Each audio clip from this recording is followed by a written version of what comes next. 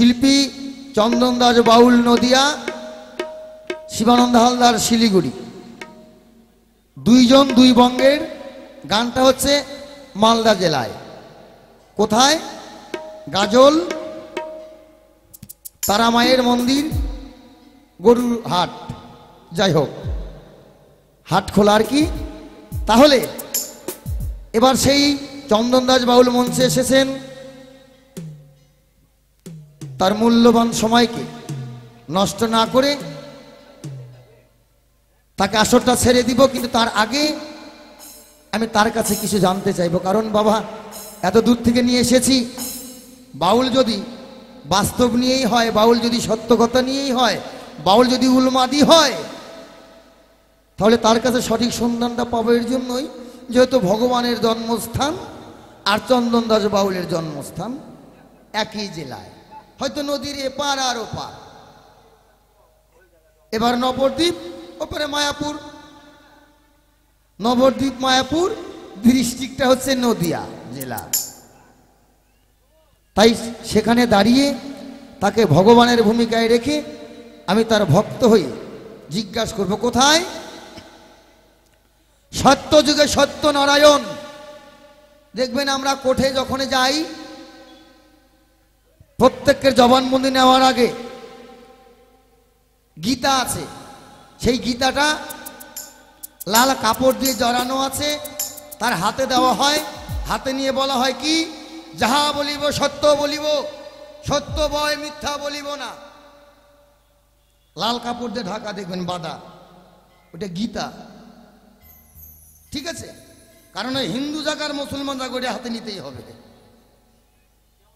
ওর জন্য লাল কাপড় দিয়ে বাঁধা আছে, কিন্তু ওটা হচ্ছে গীতা। আমরা কি বলি? যাহা বলিব সত্য বলিব, সত্য বয় মিথ্যা বলিব না। ঠিক সেই জায়গায় দাঁড়িয়ে আমার জিজ্ঞাসা ভগবানের কাছে, আমি যাহা বলিব সত্য বলিব, সত্য বয় মিথ্যা বলিব না। কিন্তু মিথ্যার আশ্রয়, সত্য যুগে সত্য যে নারায়ণ, তার কাছেই ভুড়ি ভুড়ি মিথ্যার আশ্রয় বাবা। আমি একটা মিথ্যা কথা বললে তো মেনে নেওয়া যাবে, কিন্তু আমাদের দেশে বড় বড় মনি ঋষি যোগী যারা, বড় বড় নেতা মন্ত্রী যারা, তারা যদি মিথ্যা কথা বলে, ওটা বলা মাত্র কিন্তু ভাইরাল হয়ে যাবে, তাই না? আমি বললে তো আমার কাছে থেকে গেল।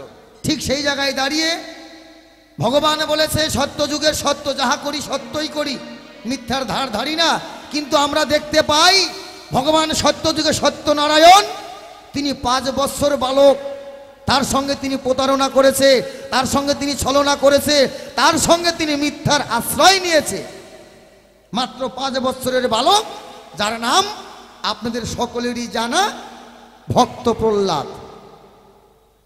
ভক্ত প্রহ্লাদ ভগবানকে যখন যেভাবে ডেকেছে সেইভাবেই দেখা দিয়েছে, কিন্তু এমন সময় এমন জায়গাতে ছলনার আশ্রয় করল কে? সত্যযুগের সত্য নারায়ণ। ভক্ত প্রহ্লাদ, তার পিতা ছিলেন দত্ত, নাম ছিল তার হিরণ্যকশিপু। তিনি কৃষ্ণ নাম শুনতে পারত না, আপনাদের সকলেরই আছে জানা। কিন্তু কি করা যাবে? ওই যে একটা কথা বলেছি না, জন্ম হোক যথাযথ কর্মটা চাই ভালো। প্রহ্লাদ যখন তার মায়ের পেটে ছিল, তার মা তখন নারদের আশ্রমে ছিল, আর হিরণ্যকশিপুর ছিলেন না, তিনি যুদ্ধে বা কোথাও গিয়েছিলেন। কিন্তু 5 মাস বয়স যখন মাতৃগর্ভে সন্তানের বয়স হয়ে যায়, ওই মা যা খায় সন্তানও তাই খায়। মা যে কর্ম করে ওই সন্তানটা সেই কর্মটাই ধরে। মা যদি চুরি করে ওই সন্তানটাও চুরি করবে। মা যদি কৃষ্ণ কথা বলে সন্তানটা কৃষ্ণ ভক্ত হবে। মা যদি সৎ কথা বলে সন্তানটা ভক্ত হবে। মা যদি চুরি করে সন্তানটা চোর হবে। মার যদি চরিত্র খারাপ হয় সন্তানটারও চরিত্র খারাপ হবে। মা যদি ভালো মানুষের সঙ্গে মেশে সন্তানটা ভালো মানুষের সঙ্গেই মিশবে। এর জন্য আগেকার দিনের নিয়ম ছিল, একটি সন্তান মাতৃগর্ভে 5 মাস হয়ে যাওয়ার পরে শ্বশুর বাড়ির থেকে বাপের বাড়িতে নিয়ে যায়। আর এখনকার দিনে তো বাবা টেরিকট নিয়ম বাবা, হাসপাতালে না যাওয়া পর্যন্ত এক ঘরেই থাকা হবে, এতে যা হয় হোক না। এক কন্যার পরে মেয়ে, তারপর আর একটা বিটি, বুঝলেন? তাহলে ভক্ত প্রহ্লাদকে যখন নিয়ে আসা হলো, হিরণ্যকশিপুর বলল তার দুধকে যাও আমার পুত্রকে নিয়ে আসো, দেখি তিনি পাঠশালায় থেকে কি পড়া শিখলো, আমি একটু শুনতে চাই। ভক্ত প্রহ্লাদকে যখন নিয়ে আসলো, আসার পরে হিরণ্যকশিপুর বলল, বলো পুত্র, তুমি গুরু পাঠশালায় থেকে কি পড়া পড়েছো, আমাকে একটু পড়ে শোনাও।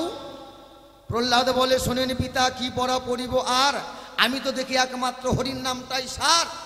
এই কথা বলার সঙ্গে সঙ্গে হিরণ্যকশিপুর ক্রোধ হয়ে গেলেন। কি, এই ঘরের শত্রু বিভীষণ, যার নাম শুনতে পারি না, যাকে আমি দেখতে পারি না, আর তারই নাম আমার ঔরজাত সন্তান, তারই মুখে, এই কে আছিস? ও আমার ঘরে থাকার চেয়ে ওকে মেরে ফেলে দে, তাও আমার শান্তি, কিন্তু শত্রুর নাম আমি আমার ঘরের মধ্যে শুনতে চাই না। জল্লাদের হাতে তুলে দিল ভক্ত প্রহ্লাদকে। ভক্ত প্রহ্লাদকে নিয়ে গেলেন জল্লাদ। হিরণ্যকশিপুর বলে, যাও, ওই যে পাগলা হস্তি রয়েছে, সেই পাগলা হস্তির পদতলে ফেলে ওকে মেরে ফেলে দাও। সেই পাগলা হাতির চরণ তলে যখন ভক্ত প্রহ্লাদকে জল্লাদ নিয়ে হাত পা বেঁধে ফেলে দিল, ভক্ত প্রহ্লাদ জোর হাত করে যখন ভগবান শ্রীকৃষ্ণকে ডাকলেন, ডাকতে ডাকতে সেই পাগলা হাতির কর্ণমূলে যখন এই কৃষ্ণ নাম পৌঁছালেন, এই কৃষ্ণ নাম শুনে পাগলা হাতি ভালো হয়ে গিয়ে ভক্ত প্রহ্লাদের সঙ্গে সেই নৃত্য করতে শুরু করে দিল। নিতাই গৌর হরিবল হরিবল হরিবল।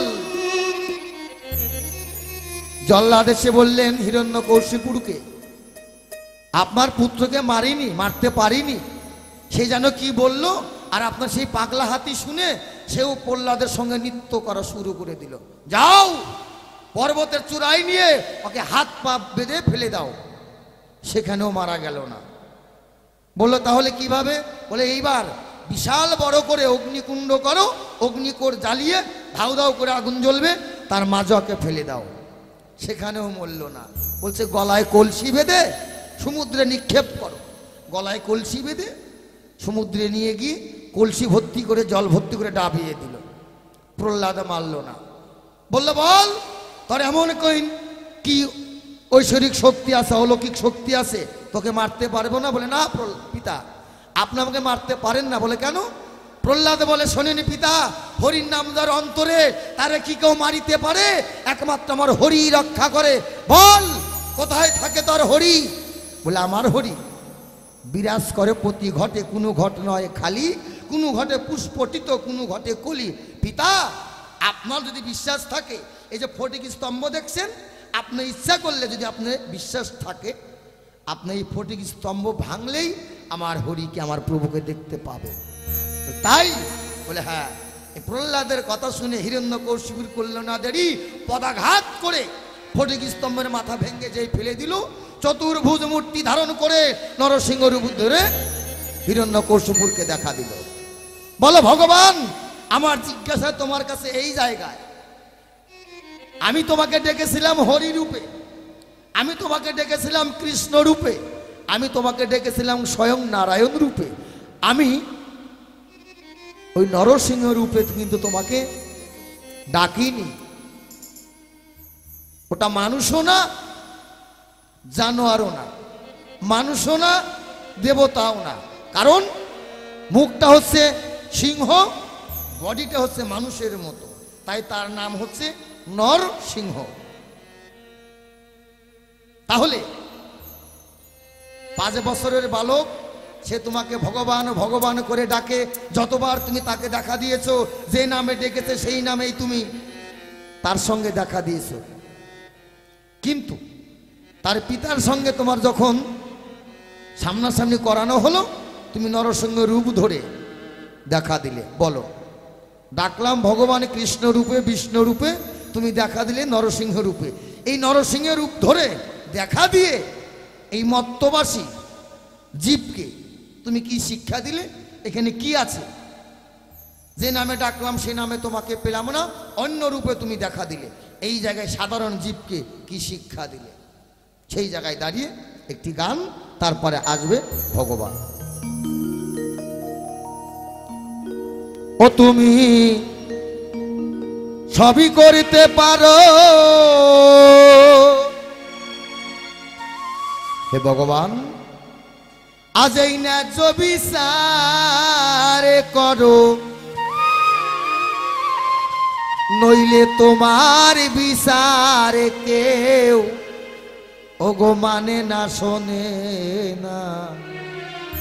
ডাকলাম তোমাকে হরি রূপে, ডাকলাম কৃষ্ণ রূপে, আর দেখা দিলে তুমি নরসিংহ রূপে। মাত্র 5 বছরের বলো, তুমি না সত্য, তুমি না সত্যবাদী, তাহলে মিথ্যার আশ্রয় এখানে কেন নিলে? এবং মিথ্যার আশ্রয় নিয়ে আমার মতো সাধারণ জীবকে, এই মত্তবাসীকে কি শিক্ষা দিলে? বাপের বেটার মতো যাবে একটু বলে। সবই করতে পারো, ন্যায্য বিচার করো,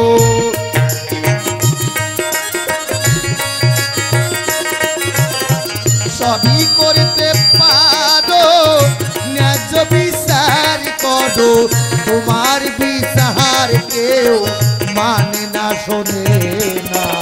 বিচার করো 16 আনা দয়াল, বিচার করো 16 আনা।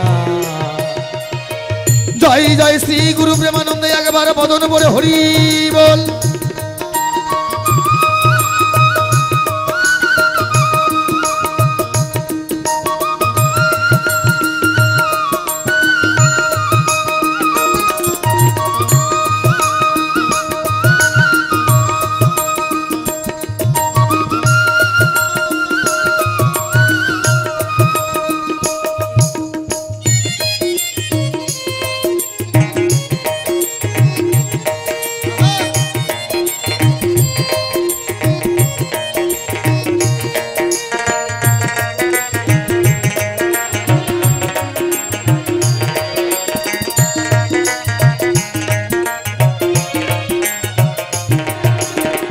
তোমার বিচার দয়াল ক্রমে ক্রমে হয়, কোর্ট কাছারি উকিল আদালতে নয়।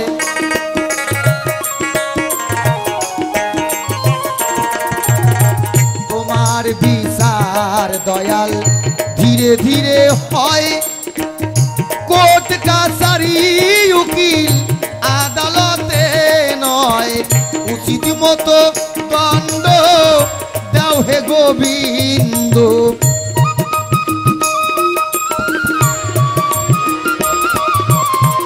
উচিত মতো দণ্ড দাও হে গোবিন্দ। তোমার দণ্ড কেহ সহিতে পারে না, বিচার করো 16 আনা দয়াল, বিচার করো 16 আনা।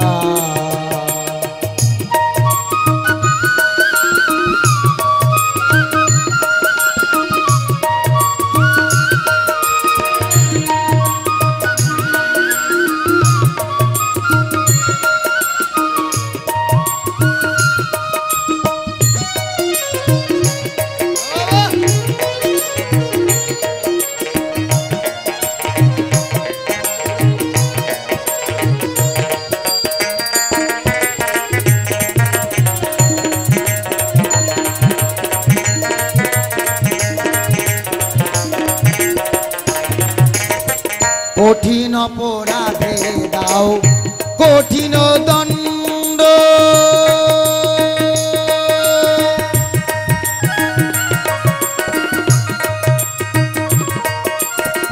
কারুর করো ভালো দয়াল, কারুর করো মন্দ।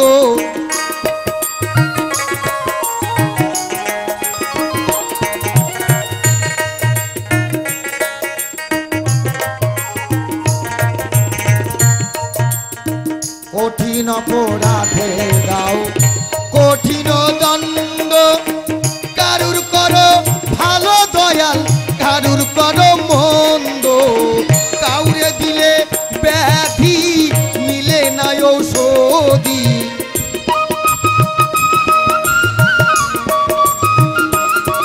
তুমি কাউরে দিলে ব্যাধি মিলে না ঔষধি।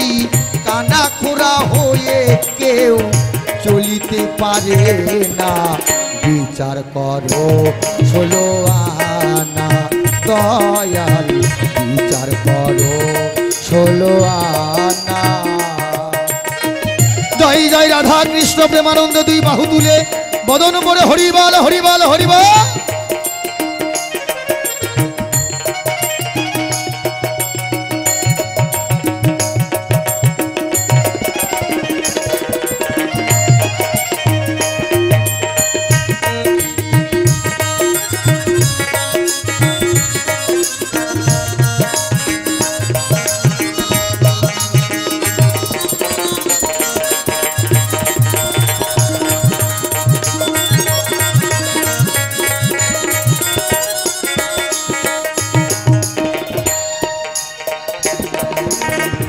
নীলকণ্ঠ ভেবে কয় আমি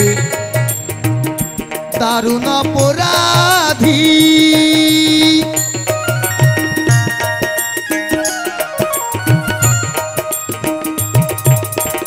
কোন দিন সমন এসে নিয়ে যাবে বাধি।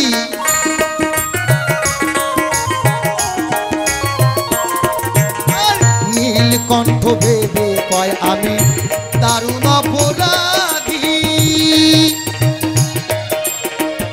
কোন দিন সমন এসে নিয়ে যাবে বাধি। সেই দিনই সেই পারে পারে যেতে পারে,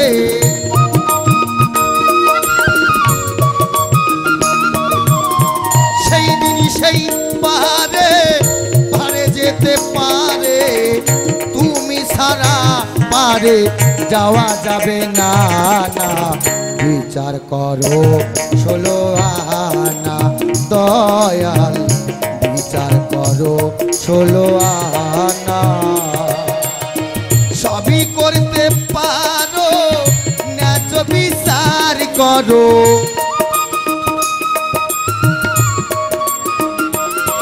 তুমি সবই করতে পারো ন্যায্য বিচার করো।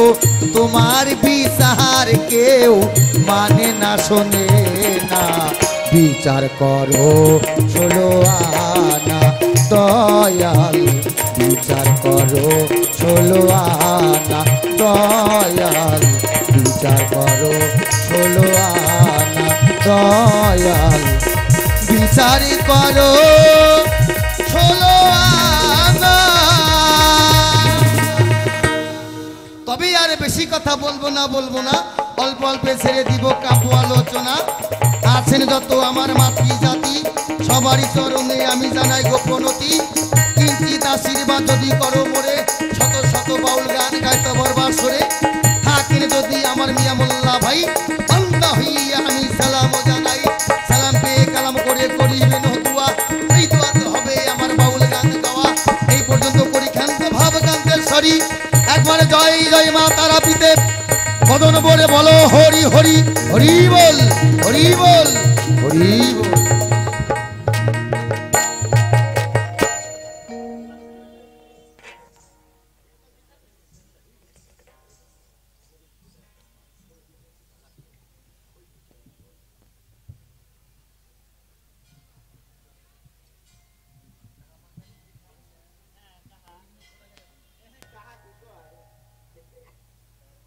গুরুবে গুরুচন্দ্রায় রাধিকায় তদালয়ে, কৃষ্ণ কৃষ্ণ কৃষ্ণ ভক্তায় তদ্ভক্তায় নমো নমো।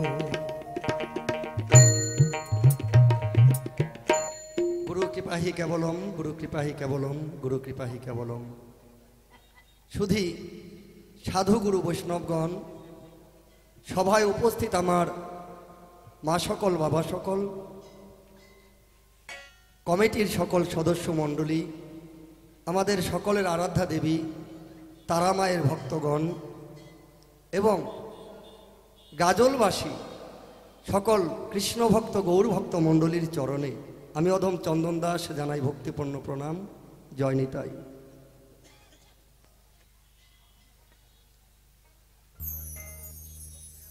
বাংলার জনপ্রিয় বাউল বাউল নটরাজ, রসিক বাউল শিবানন্দ দাস বাউলের সঙ্গে আজকে আমার গান। আজকের আলোচ্য বিষয় একদিকে ভগবান, একদিকে ভক্ত। সভা মধ্যে ইতিপূর্বে আমরা গান শুনলাম। আমার প্রতিদ্বন্দ্বিতায় যিনি শিবানন্দ হালদার, তার গান, তার কথাবার্তা, খুব সুন্দর পরিবেশন, সুন্দর আনন্দ আপনারা উপভোগ করলেন। আমিও বসে বসে শুনলাম। আমার ভালো লেগেছে। আপনাদের কতটা ভালো লেগেছে জানি না, তবে ভালো লেগেছে এটা নিশ্চয়ই। তাই আমিও ওর মতো একটা কথা বলতে চাই। দেখতেই পাচ্ছেন ছেলে মানুষ, আমার কথায় সুরে তালে অসংখ্য রাশি রাশি ভুল হয়ে থাকে। তাই আমাকে অধম সন্তান জ্ঞানে ক্ষমার দৃষ্টিতে রাখবেন। যদি আমার চলায় বলায় কোথাও একটু আঘাত লেগে যায়, সেটা নিজের সন্তান যদি কোনো ভুল করে থাকে, মাতা পিতা যেমন ক্ষমা করে দেয়, আপনারাও ঠিক তেমনি ক্ষমার দৃষ্টিতে রাখবেন। সভা প্রান্তে দাঁড়িয়েছি, দুটো হরি কথা কৃষ্ণ কথা বলবো। আপনারা যারা এসেছেন, আপনারা মহৎ গুণীজন। তাই আপনাদের কাছেই নিবেদন থাকবে, আজকের আলোচনার বিষয়ে আমার বিপক্ষে যিনি, তার কিছু যুক্তি এবং সুন্দর কথার গান আমরা শুনলাম। কথায় কথায় অনেক কিছুই বলে গিয়েছেন। আমি সেদিকটায় যাবার আগে আমার লক্ষ্মীমতী মায়েদের কাছে একটু উলুধ্বনি চাইব। বাবা সকল যারা রয়েছেন তাদের কাছে একটু হরিনামের জয়ধ্বনি চাইব। আমার সঙ্গে যারা রয়েছেন যন্ত্র সঙ্গতকার, তাদের যন্ত্রের ধ্বনি এবং সুন্দর মাইকের শব্দধ্বনি। আমি দেব আমার প্রাণ গোবিন্দের নামের ধ্বনি। সমগ্র ধ্বনিকে একাত্রিত করলে আসে সুরধ্বনি, আর সেই সুরধ্বনি গঙ্গার তীরে বসে আমার প্রাণ গৌর হরি ঈশ্বর সাধনা করতেন। তাই আসুন আর দেরি না করে সকলে মিলে দু বাহু তুলে আমরা প্রভুকে স্মরণ করি। একবারে জয় জয় শ্রী গুরু নিতাই গৌর সীতানাথ প্রেমানন্দে গৌর হরি ধনিব। জয় জয় রাধা গোবিন্দ প্রেমানন্দে হরি ধনি বল। জয় জয় আপন আপন গুরু গোসাই প্রেমানন্দে হরি বলো। জয় জয় মা তারা প্রেমানন্দে একবার হরি বল হরি বল হরি বল হরি বল বলো তারা মাই কি।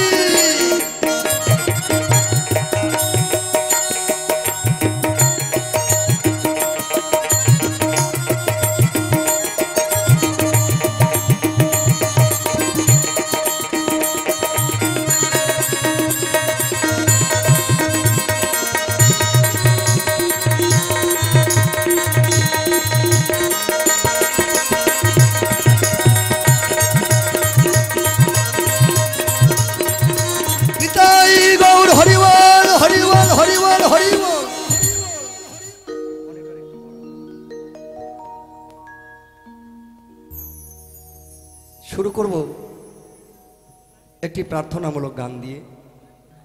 তবে আমি মঞ্চে আসার আগেই আমার তারামায়ের কিছু ভক্তগণ যারা আমার সঙ্গে কথা বললেন, তাদের মধ্যে একটাই কথা হলো একটি লালন গীতি দিয়ে শুরু করবে।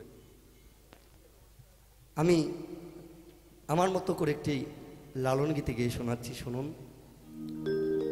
বিশ্বের সেরা বাউল বলে যিনি আখ্যা পেয়েছেন, সেই লালন সাইজি, তিনি আমার গৌরকে লক্ষ্য করে বললেন, তিনি গৌরের রূপ বর্ণনা করে বললেন। কি বললেন এই গানের ভাষায় শুনুন। প্রাণের গৌর এসে এই হৃদয়ে বসে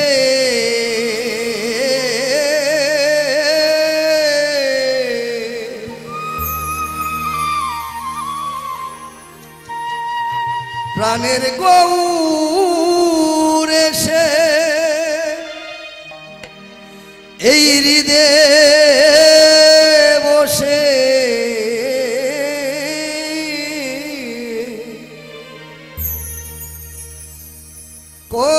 করলো আমার এই মন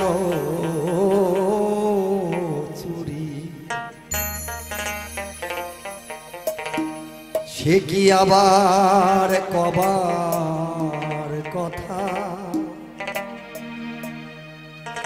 আমি আপন ভেবে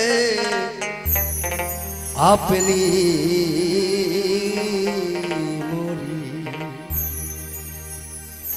সাইজি বললেন এমন রূপ গৌরের, এই রূপ এটা আমার মতো এক মুখে বর্ণনা করে বলা যাবে না। কি বলিতে কি বলবো সেই রূপের কথা ভাবতে ভাবতে আপন ভাবনায় আপনি মরে যাচ্ছি যেন ওই রূপের কাছে। গৌরের এমন রূপ যা বর্ণনা করে বলা যায় না। গৌরের রূপের তুলনা হয় না। তাই এক নাগরী আর এক নাগরীকে ডেকে ডেকে বলছে,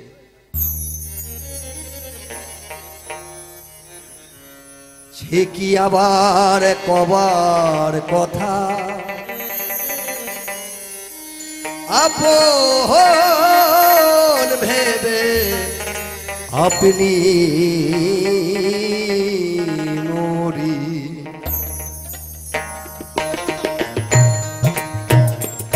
প্রাণের গৌরে সে হৃদে বসে, গৌরে সে হৃদে বসে করলো আমার, করলো আমার চুরি।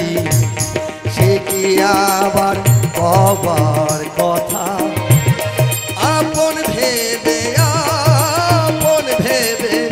আপনি মরি। সে কি আবার কবার কথা আপন ভেবে আপনি মরি। জয় জয় জয় গৌর সীতানাথ প্রেমানন্দ, একবার হরি বল হরি বল হরি বল।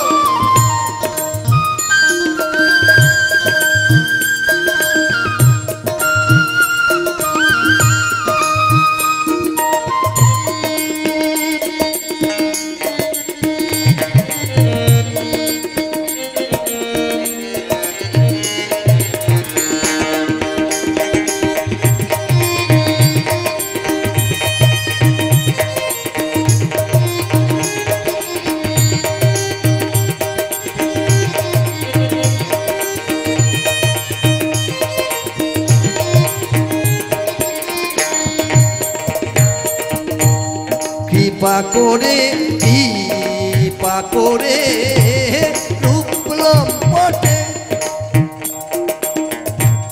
ধৈর্য ডুরি।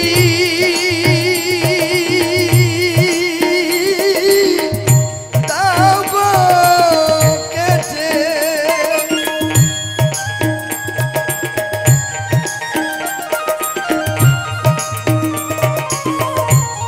কৃপা করে কৃপা করে কৃপা করে রূপলম পটে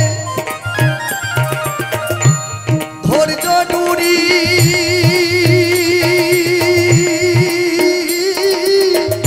দাও গো কেটে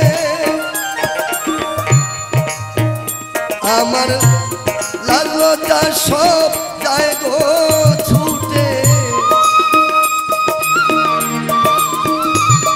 ও লালতা সব যায় গো ছুটে, যখন ওই রূপ স্মরণ করি। সে কি আমার কবার কথা আপন ভেবে আপনি মরি। সে কি আবার কবার কথা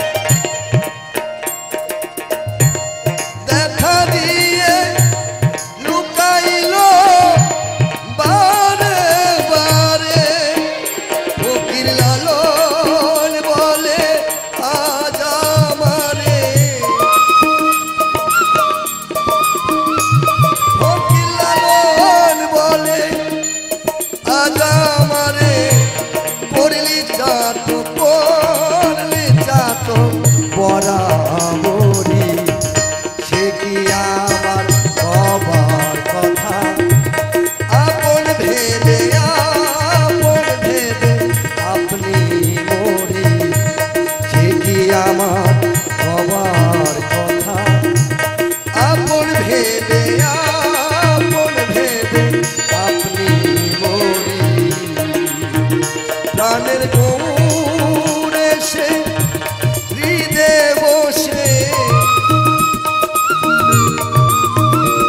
প্রাণের গৌড়ে সে হৃদে বসে পড়লো আমার মন চুরি সে কি আবার কবার কথা আপন ভেবে আপনি মরি সে কি আমার কবার কথা আপন ভেবে আপনি মরি। সবাই যত ভক্তগণ শিরে ধরে চরণ করে যায় বন্ধন। আমি অধম চন্দন দাস। আজকের সভায় আমার প্রতিদ্বন্দ্বী যিনি, তিনি পালা প্রসঙ্গের নাম করেছে প্রকাশ, একদিকে ভক্ত একদিকে ভগবান। আমার প্রতিদ্বন্দ্বিতায় যিনি শিবানন্দ হালদার, তিনি আজকের সভায় ভক্ত হয়েছে। এই সভায় তিনি ভক্ত হয়ে কিছু জিজ্ঞাসা বা প্রশ্ন রেখেছে, তবু আবার এমন কিছু বলে গিয়েছে যে একটা গীতায় শপথ করে যেমন বলতে হয় সত্য কথা বলতে হবে, তেমনি এই সত্য কথাটাই যেন বলা হয়। দেখেন তিনি আবার ওনার কথা আপনারা নিশ্চয়ই শুনেছেন যে আমি শাস্ত্র জানি না, আমি পড়াশোনা জানি না, আমি গান বাজনা জানি না, আমি এইটা জানি না সেইটা জানি না, প্রশ্ন জানিস বেটা করতে গিয়ে এইটাই তো আমার প্রথম একটা দ্বন্দ্ব বেজে গেছে। আসলে জাইলা জাতের মধ্যেই পেঁয়াজ। হালদার মানে জাইলা, তোমারে কইলে তুমি তো বাউল কি? ও যদি কিছুই না জানে ওর মধ্যে প্রশ্নটা আসে কি করে? তাই আমার থেকে অতি শিক্ষিত না হলে প্রশ্ন করার সাহস ওর কি করে মেলে? তাই এইরকম একজন ব্যক্তি, গুণী ব্যক্তিকে আমিও ধন্যবাদ জানাই। হরে কৃষ্ণ। এবারে ওনার যা জিজ্ঞাসা, এই জিজ্ঞাসার আগে একটি গান করে গেল। গানটা কি? কোন নামে তোমাকে ডাকিব হে দয়াময়, কোন নামে ডাকিলে তুমি শুনবে শুনি, জলের আর এক নাম কেন পানি। আমি ছোট করে একটু বুঝিয়ে যাই, উত্তরটা দিয়ে যাই। এক ভিন্ন দ্বিতীয় নাস্তিক উনি কথার মধ্যে বলে গিয়েছে, হ্যাঁ এটা সঠিক। এটা সঠিক কেন? আমি এসেছি ধরায় যেদিন সেদিন একা এসেছি, যাব যেদিন সেদিনও একা যাব। এই যে আমার আপন স্বজন পরিবার বর্গ যারা স্বার্থের লোভে আমাকে ভালোবাসে, তারা স্বার্থ ফুরিয়ে গেলেই এই দেহটার আর দাম নেই। তাই সাধুজন বলেছে এক ভিন্ন দ্বিতীয় নাস্তিক, তোমার যদি মা কোথাও কেটে যায়, কোথাও ফোড়া হয়, তোমার ব্যথা হবে, ব্যথাটা তুমি বুঝবে। আমাকে বললে আমি ওটা অনুভব করব, ওটা আমার মেসেজ হবে ওর ব্যথা হচ্ছে, আমার ব্যথা হবে না। হবে কি? হবে না। তেমনি সাধন ভজনটাও তাই, তুমি যতটুকু করবে তুমি ততটুকুই জানবে। বললো তাহলে যে এত নাম কেন? মায়ের নাম আম্মা, বাবার নাম আব্বা। আমার ঈশ্বর, আমার হরি, যিনি এই বিশ্ব ব্রহ্মাণ্ড সৃজন করেছে, তাকেই আল্লাহ বলি, তাকেই গড বলি, তাকেই বুদ্ধ বলি। বললে ভুল নেই। কেন? আমার সনাতন ধর্মে শাস্ত্রগ্রন্থে বলেছে তুমি যে নামে যেভাবে ডাকো না কেন। যেমন ঠাকুর লোকনাথ, তিনি বলেছে রণে বনে জলে জঙ্গলে যখনই বিপদে পড়বি আমাকে স্মরণ করবি, আমি রক্ষা করব। কেন? ডাকার কোনো স্থান লাগে না, ডাকার কোনো জায়গা লাগে না। সাধক রামপ্রসাদ বাথরুম করতে করতে মাকে ডাকতেন। তিনি কি মায়ের ভক্ত হয়নি? হয়েছে। তুমি বলবে আমি ডাকি, আমার ডাক তাহলে কানে কেন যায় না? তোমার ডাকে নিষ্ঠা নেই। তুমি বলতে ভুল হবে, আমাদের ডাকে নিষ্ঠা নেই। আমি আপনাদের সহ বলছি। কেন বলছি? আমরা তাদের মতো ডাকতে পারিনি যে নবী অলি পায়গম্বর মনি ঋষিদের কথা তুমি বলে গেলে তারা একনিষ্ঠাভাবে একজনকেই ডেকেছে, একজনকেই চেয়েছে, একজনের কাছ থেকেই তারা সব কিছু পেয়েছে। আমাদের মতো কখনোই হরিতলা গিয়ে, কখনো কালীতলা গিয়ে, কখনোই গঙ্গার জলে গিয়ে তাদের ডাকাডাকি করতে হয়নি। তারা একজনকে ডেকেছে, একনিষ্ঠা ভক্তিতে তারা পেয়েছে, তাই তারা যুগে যুগে অমর হয়ে রয়েছে। বলুন তো কে মারা গিয়েছে? আমরা বামা খাবার কথা সারাক্ষণ বলি, আমার কথা কে বলে? তাহলে আমি একজন মৃত ব্যক্তি, তিনি জীবিত, তাই তিনি সাধক, তার কাছে জাতপাত নেই।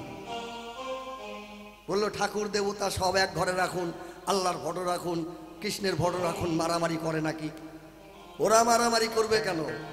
মারামারি করবে তুমি। কারণ যখন এই সুন্দর পৃথিবীটা তুমি পেয়েছো, মাতৃ জঠর থেকে ভূমিষ্ঠে নেমেছো, তখনই তুমি তো সেই হরির কথা বা আল্লাহর কথা ভুলে গিয়েছো। তোমাকে যে যা শিখিয়েছে তুমি তাই শিখেছো। তাই আজকে তোমার মধ্যে আমার মধ্যে ভেদাভেদ। তুমি জলকে পানি বলছো, আমি ওয়াটার বলছি, কেউ দা বলছে।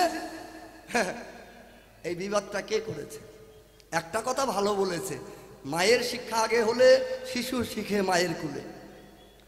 মা যেমন ভাবে শিখিয়েছিল যে এটাই আমার হরি, মা যদি আমাকে তুলসী গাছ না দেখে কলা গাছ দেখাতো, এটা প্রণাম করলেই তোর জীবন ধন্য, তাহলে আমি ওই কলা গাছের গোড়াতেই প্রণাম করতাম। কি? কিন্তু মা আমাকে শিখিয়েছিল তুলসী তলায় প্রণাম করলে দেহের রোগ ব্যাধি তিতাব জ্বালা সব দূরে যায় বাবা, ওখানে ভক্তি কর।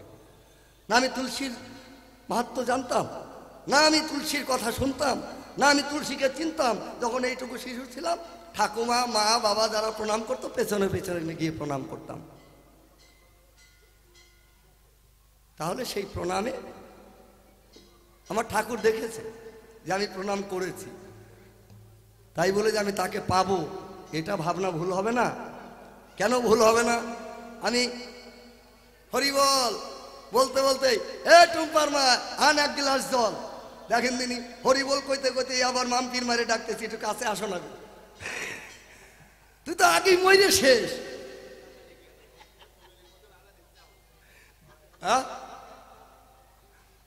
আগেই মরে শেষ, তাই ডাক আর পৌঁছাচ্ছে না। কেন পৌঁছাচ্ছে না? এই মৃত দেহের ডাক আর প্রকাশ পায় না। যেমন একটা মরা ব্যক্তিকে নিয়ে যেতে যেতে সবাই শ্মশানে যায় আর বলে বলো হরি হরি বল, ওই বেটা বলতে পারে না, তেমনি মনে করুন আমরা জ্যান্ত মরা, জেনে শুনে এসেছিলাম এই ধরায়। মাতৃগর্ভে যখন ছিলাম গোবিন্দকে কথা দিয়েছিলাম এই ধরাধামে গিয়ে সদা সর্বক্ষণ অহরহ তোমার নাম গুণাগুণ করব দয়াল, এই সুন্দর পৃথিবীতে আমাকে একবার পাঠাও। আর এসেই ওই মাম্পির মা টুম্পার মাকে দেখে দেখে দেখে দেখে হরির কথাই ভুলে গিয়েছি। সারাদিন কাজ করে একবার হাত পাও ধুয়ে যদি মসজিদে গিয়ে ঠুকলেই আল্লাহকে পাওয়া যেত, তাহলে তো সব পাড়ার মানুষই আল্লাহকে পেত। মন্দিরে গিয়ে মাথা ঠুকতে ঠুকতেই যদি দেবতা দেখা দিত, তাহলে প্রতিটা মন্দিরেই দেবতাকে দেখা যেত। আগে মনোমন্দির সাজাও, মনোমসজিদে তাকে ডাকো। যাকাত যদি করতে হয়, পূজা যদি করতে হয়, আপন হৃদয় মন্দিরে বসে পূজা করো, তাকে পেলে পেতেও পারো। এটা হচ্ছে তুমি কোন নামে ডাকবে, তুমি যা নামে ডাকবে। সে বধির নয়, কানা নয়, খোড়া নয়, তিনি অচল নয়। তাই তিনি তোমাকে দেখছে, তোমাকে বাঁচিয়ে রাখছে, তোমাকে চলাচ্ছে, তোমাকে বলাচ্ছে, শুধু তুমি সঠিক বলাটা বলতে পারছো না। কারণ তোমার মধ্যে এই যে সংসারের একটা বিষয় বাসনা, এই বিষয় বাসনা তুমি তেজিতে পারিবে না, তাহাকে সঠিকভাবে ডাকতেও পারবে না। সঠিকভাবে তাকে না ডাকতে পারলে, আপনার নাম নেপাল বাবু, আমি যদি এখন গোপাল গোপাল করে ডাকি, নেপাল বাবুর কানে যাবে? মা যাবে? নেপাল বাবু ঘুরেও তাকাবে না। কেন ঘুরে তাকাবে না? আসলে ওটা ওনার সঠিক নাম নয়। তাই তাকে সঠিক নাম তোমার এই অন্তরাত্মা থেকে খুঁজে বের করো।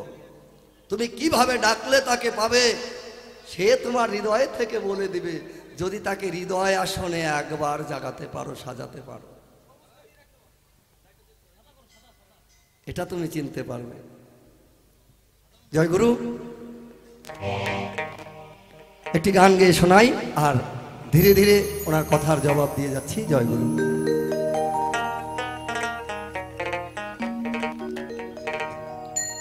পালাই বা কহি যাই আরে মানুষ, পালাই বা কই যাইয়া, ওরে আজরাইলা শিবে যেদিন তোমায় বাঁধিবে কষিয়ারে, জগৎ স্বামীর ঘরে যাইতে হবে রে। একদিন জগৎ স্বামীর ঘরে যাইতে হবে রে।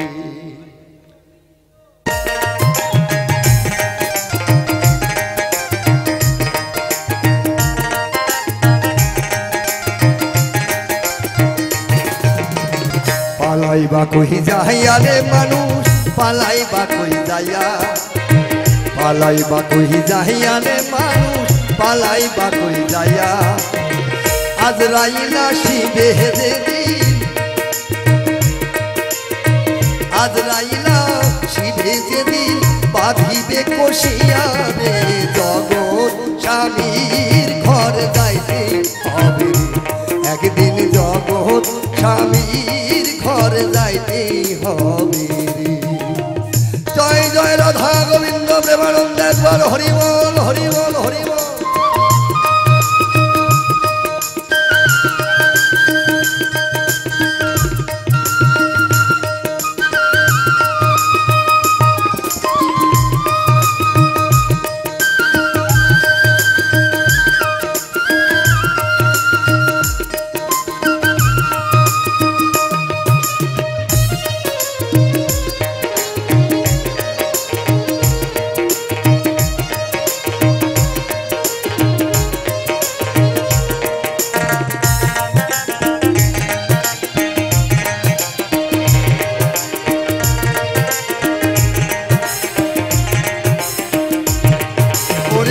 এক বিয়েতে আইছো তুমি এই ভব সংসারে রে, আরেক বিয়ে হইব তোমার স্বামীর হাত ধরে।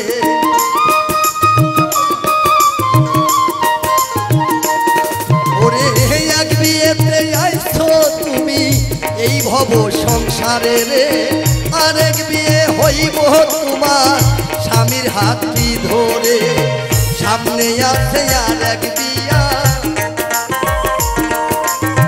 সামনে আছে আর এক বিয়া, সাদা কাপড় দিয়া রে, জগৎ স্বামীর ঘরে যাইতে হবে। একদিন জগৎ স্বামীর ঘরে যাইতে হবে।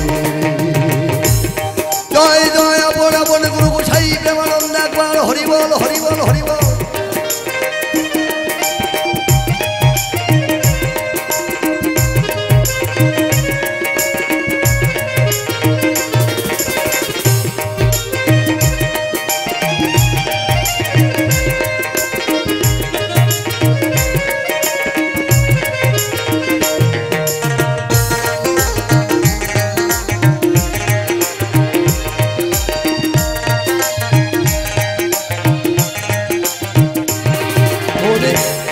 কুঠা পাতা বাড়ি সব রবে পড়িয়া রে, আইসো একদিন যাইতেই হবে সব কিছু ছাড়িয়া।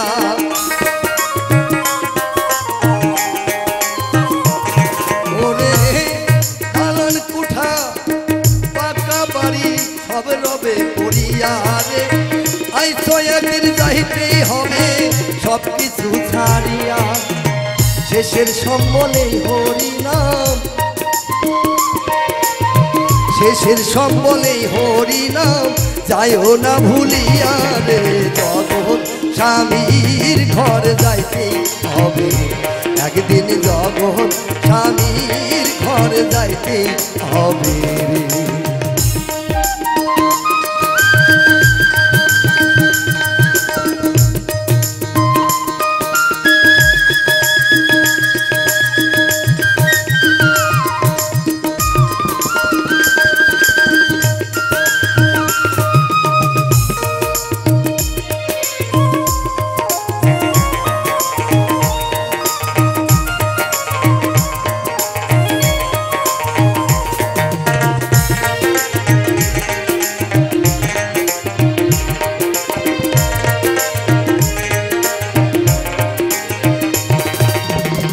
স্বামীর জন্য রাখছো নাকি পবিত্র এই দেহ রে, নাকি বাউল আকাশ দেওয়া হারাইলা সতীত্ব।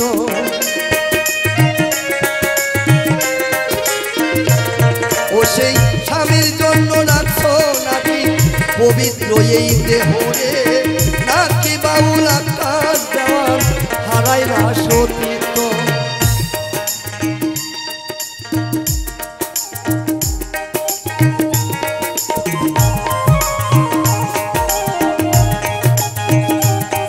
জননী তিনি 10টি টাকা দিয়ে আশীর্বাদ করেছেন। মা আমার, মায়ের আশীর্বাদ মাথা পেতে গ্রহণ করছি। আমার প্রাণ গোবিন্দ মাকে যেন খুব ভালো রাখেন, সুস্থ রাখেন, তিনি যেন সুস্থভাবে গোবিন্দের চরণ প্রাপ্তি হয়। ও সেই স্বামীর জন্য রাখছো নাকি পবিত্র এই দেহ রে, নাকি বাউল আকাশ দেওয়া হারাইলা সতীত্ব।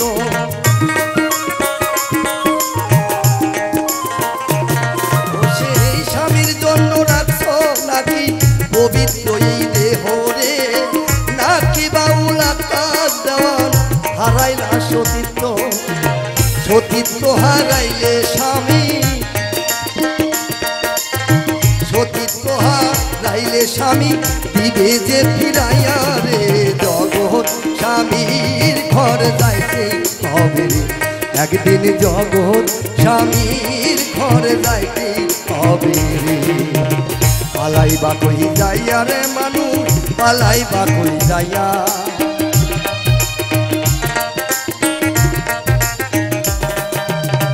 পালাইবা কই যাইয়া রে মানুষ, পালাইবা কই যাইয়া।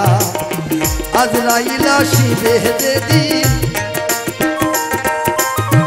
আজরাইল আসিবে যেদিন বাঁধিবে কষিয়া রে, জগৎ স্বামীর ঘর যাইতে হবে রে, একদিন জগৎ স্বামীর ঘর যাইতে হবে, একদিন জগৎ স্বামীর ঘর যাইতে হবে, একদিন জগৎ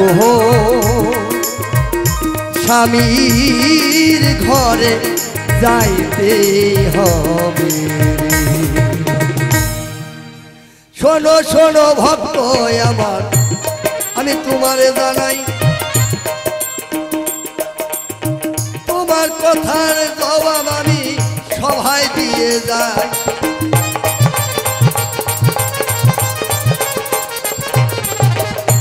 আসরেতে যে কয় কথা প্রশ্ন করে দেয়, আমি যথাসাধ্য চেষ্টা করব দিতে সমাধান।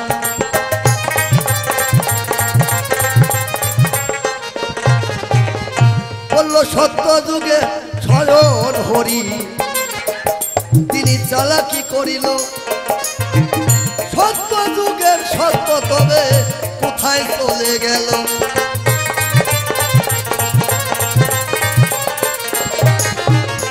স্বয়ং হরি দিলেন নাকি ছলনার আশ্রয়, আমার ভক্ত সভার মধ্যে সেই কথাটি কয়।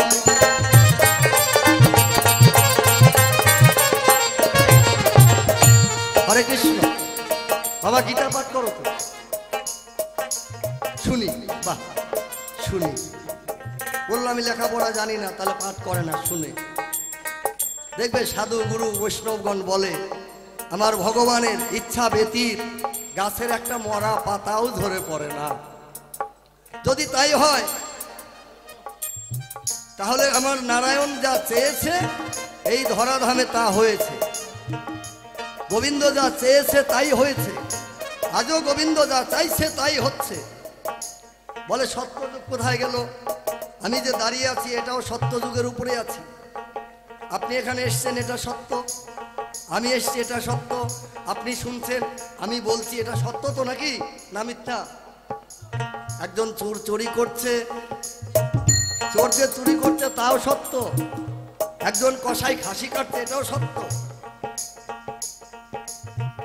একজন ডাকাত ডাকাতি করছে এটাও সত্য, একজন মাস্টার পড়াচ্ছে, একজন ডাক্তার ইঞ্জেকশন দিচ্ছে, সব সত্য।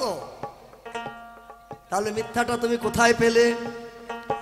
আমি তোমারে জানাই সত্যময় দুনিয়াটা, তাই তো সত্য কয়।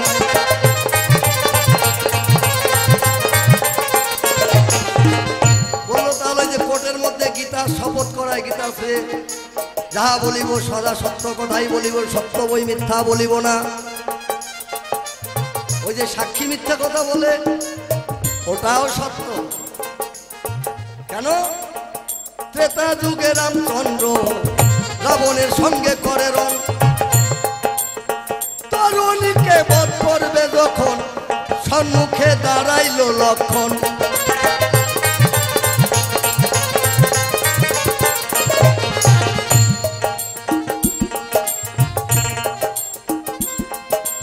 লক্ষণ দাঁড়িয়ে বলছে, দাদা ওইটুকু নিষ্পাপ শিশু, ওর অঙ্গে আঘাত করার মতো জায়গা নেই। কারণ তরুণী হচ্ছে বিভীষণের ছেলে।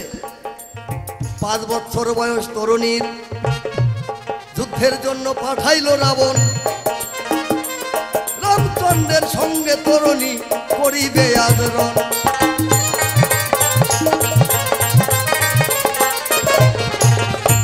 তরুণী সারা রথের গায়ে রাম নাম লিখেছে এবং নিজের সর্বাঙ্গে রাম রাম রাম রাম লিখে শরীরের কোনো অংশ বাকি নাই, রাম নাম লিখা। বলছে ওকে যে মারবে, ওকে মারবে কোথায়? ভগবান বলেছে আমি হতে আমার নাম বড়, নাম হতে নামি বড়। নামির চেয়েও যারা শ্রবণ করে তারা হচ্ছে ভক্ত। এই ভক্ত হচ্ছে সর্বশ্রেষ্ঠ বড়। তাই ভক্ত অঙ্গে আঘাত করা যাবে না। বিভীষণ মনে মনে চিন্তা করে, আমার জন্ম রাক্ষস কুলে হয়, আমার ছেলে তরুণী তো রাক্ষস বংশই হয়।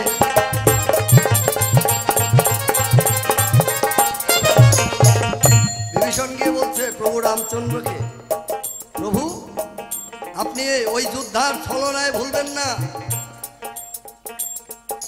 আপনি ওই যুদ্ধার ছলনায় ভুলবেন না। ও একটা বড় যোদ্ধা।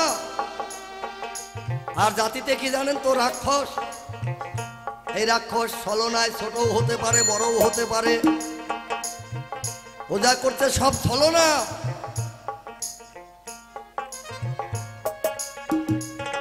লক্ষণ বলে তবুও মারা যাবে না। দেখেছো বিভীষণ? ওই যে তরুণীর সর্বাঙ্গে রাম নাম লেখা রয়, তরুণীকে বধ করবার জন্য বিভীষণ ভগবান রামকে বলল, এই ভক্তকেও বধ করা যাবে কি না? ওকে বধ করতে হবে বৈষ্ণব বাণে। সঙ্গে সঙ্গে রামচন্দ্র বৈষ্ণব বাণের আঘাত হানিল। ওই তরুণীর কাটা মুন্ড উড়ে চলে গেল।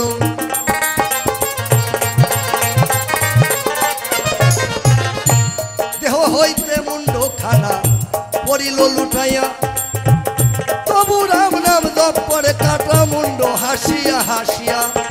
জয় জয় রাধা গোবিন্দ প্রেমানন্দ, একবার হরিবল হরিবল হরিবল।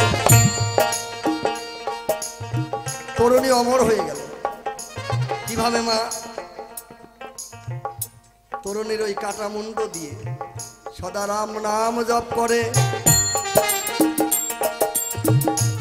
ওই কাটা মুন্ডটা কোথায় এখন? এই যে বৈষ্ণবেরা মালা জপ করে, দেখবেন ওই মালার মধ্যে আর একটা মালা আছে ছোট, সাক্ষী। এই মালার মধ্যে একটা পুঁতি আছে না, সাক্ষী। ওটাই তরুণীর মাথা। আমি তোমারে জানাই, সঠিক ভাবে ডাকলে তাহার মরণ কবু নাই।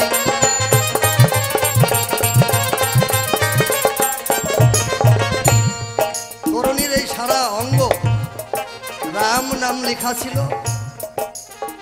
তাই তরুণীর এই দেহখানা দিয়ে নামাবলী সৃষ্টি হলো। যে নামাবলী পড়ে ব্রাহ্মণেরা, পণ্ডিতেরা, সাধুরা পূজা অর্চনা করে, হরি কথা কৃষ্ণ কথা আলাপ আলোচনা করে, সেই নামাবলী।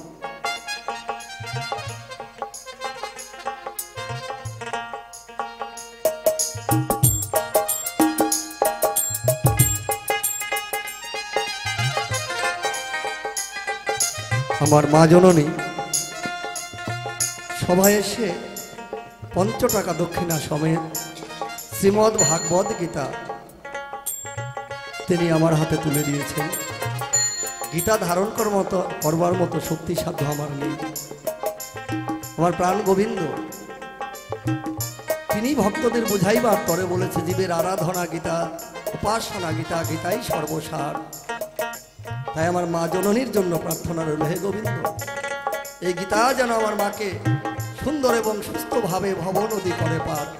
জয় জয় রাধা গোবিন্দ প্রেমানন্দ, একবার হরিবল হরিবল হরিবল।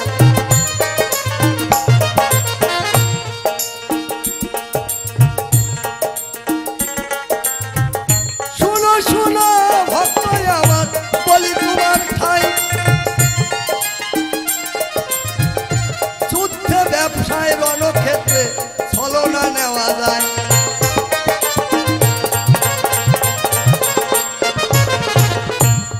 রামচন্দ্র বলেছে মৃত্যুকালে রণক্ষেত্রে ব্যবসায় কোনো বিপদকালে যদি কেউ ছলনার আশ্রয় নেয় তার পাপ হয় না। এই যে 4টে জায়গা রেখেছে, এর মধ্যে ছলনা করলে পাপ হয় না। আমার ভগবান নারায়ণ কি কি ছলনা করেছে মা?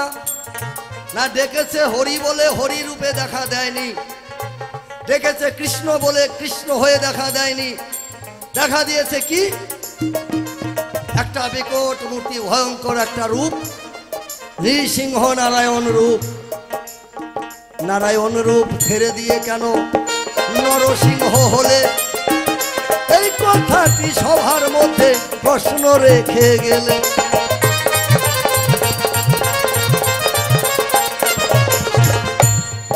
সত্যযুগে যদি এটাও সত্যযুগের ঘটনা, তবে পূর্ব সত্যের কথা বলি তোমায়, শোনো দিয়া মন। ওই রাজা হিরণ্যকশিপু ছিল আমার এই দ্বারের দারোয়ান।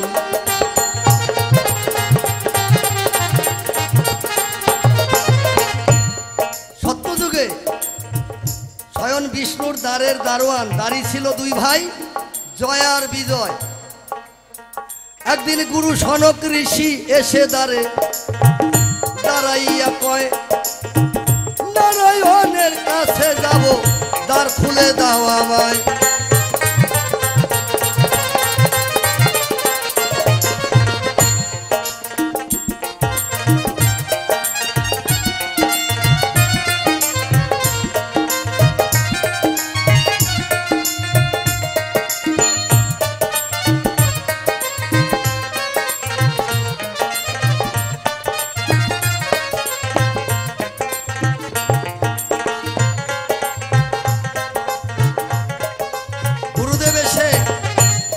দাঁড়িয়েছে জয় আর বিজয় দারোয়ানের যে সঠিক কর্ম, তাদের যে ন্যায় ধর্ম, সেটা পালন করেছে কি?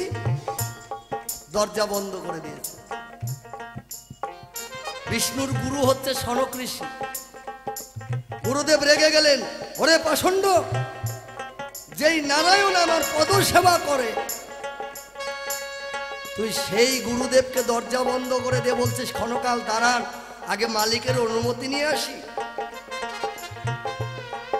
আমি তোদের অভিশাপ করছি, আমার সঙ্গে এই দুর্ব্যবহারের জন্য তোরা একদিন এই নারায়ণের ছাড়া হবি, আর রাক্ষস কুলে তোদের জন্ম হবে। জয় আর বিজয় নারায়ণের কাছে গিয়ে প্রার্থনা জানায়, আমরা আমাদের ধর্ম রক্ষা করেছি প্রভু, আমাদের ধর্ম রক্ষা করতে গিয়ে কোনো ত্রুটি রাখিনি, কিন্তু গুরুদেবকে আপনার অনুমতি ছাড়া এই যে দ্বার খুলে দেইনি বলে আমরা আজকে অভিশপ্ত হলাম। হে ভগবান, আমাদের এই অভিশাপ থেকে আপনাকে মুক্ত করতে হবে। নারায়ণ মৃদু হেসে বলে, আমি জানি একদিন এমনটাই ঘটবে, আর তোমাদের সঙ্গে আমাকে ধরাধামে যেতে হবে। তবে ভয় নেই, জয়ার বিজয়, তোমরা আমার কাছে আবার ফিরে আসবে। তোমরা দ্বাদশ জন্মের পরে আবার পাইবে নারায়ণ। ভক্ত সঙ্গ করতে করতে অভিশাপ হইবে মোচন।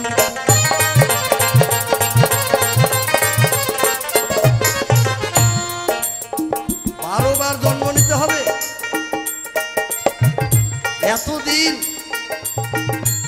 এতদিন তোমায় ছাড়া থাকতে পারবো না দয়াল, তাই একটু জন্মটা কমিয়ে দিন।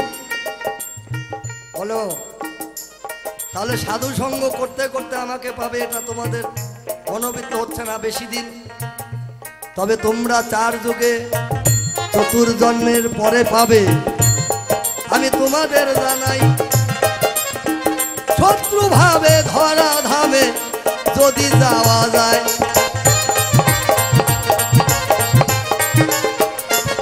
ওই যে গুরুদেব বলছে রাক্ষস কুলে তোদের জন্ম হবে।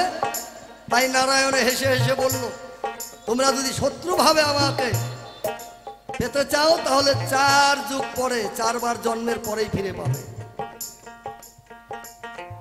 জয়ার বিজয় মনে মনে করিল কল্পনা, 4 যুগেই প্রভুকে পাবো, এই কথাই ছেড়ে দেওয়া যায় না।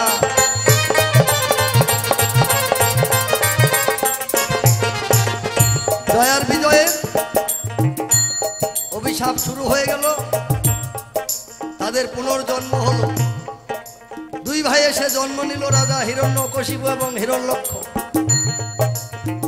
হিরণ্যক্ষ মৃত্তিকাকে ধর্ষণ করতে চেয়েছিল বলে আমার প্রভু বরাহ রূপ ধারণ করে তাকে বধ করলেন জলের তলায় গিয়ে।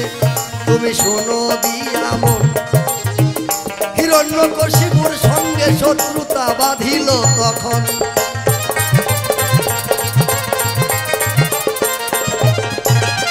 রাজা হিরণ্যকশিপু ভাবে বলে, ভাতৃ হত্যার প্রতিশোধ লইব।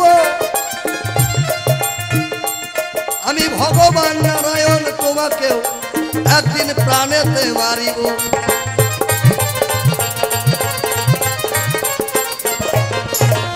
ভগবান, তুমি আমার ভাইকে মেরেছ, তাই আমি তোমাকে ছেড়ে দেব না। আর রাজ্যে করে দিল ঘোষণা, রাজা হিরণ্যকশিপুর আইন অনুসারে এই ধরাধামে কেউ হরিনাম করতে পারবে না। যদি তার নাম করা হয় তাহলে তার জিভ কেটে দেওয়া হবে। যেটাই যে নারদের কথা হয়েছে, রাজা হিরণ্যকশিপু নারদের জিভ কেটে দিয়েছে, যার জন্য নারদের কৃষ্ণ নাম হয় না। নারদের মুখে কৃষ্ণ নাম উচ্চারণ হয় না, কৃষ্ণ বলা যায় না, বলতে পারে না, জিভ নেই। যার জন্য নারদ নারায়ণ নারায়ণ করে, জীবের ডগা না থাকলেও নারায়ণ শব্দ হয়। কৃষ্ণ জীবের ডগা না থাকলে হয় না, তাই না? এমন অন্যায় করিল রাজা হিরণ্যকশিপু, তাই প্রহ্লাদ তাহার সন্তান হলেও কোনো ক্ষমা নাই।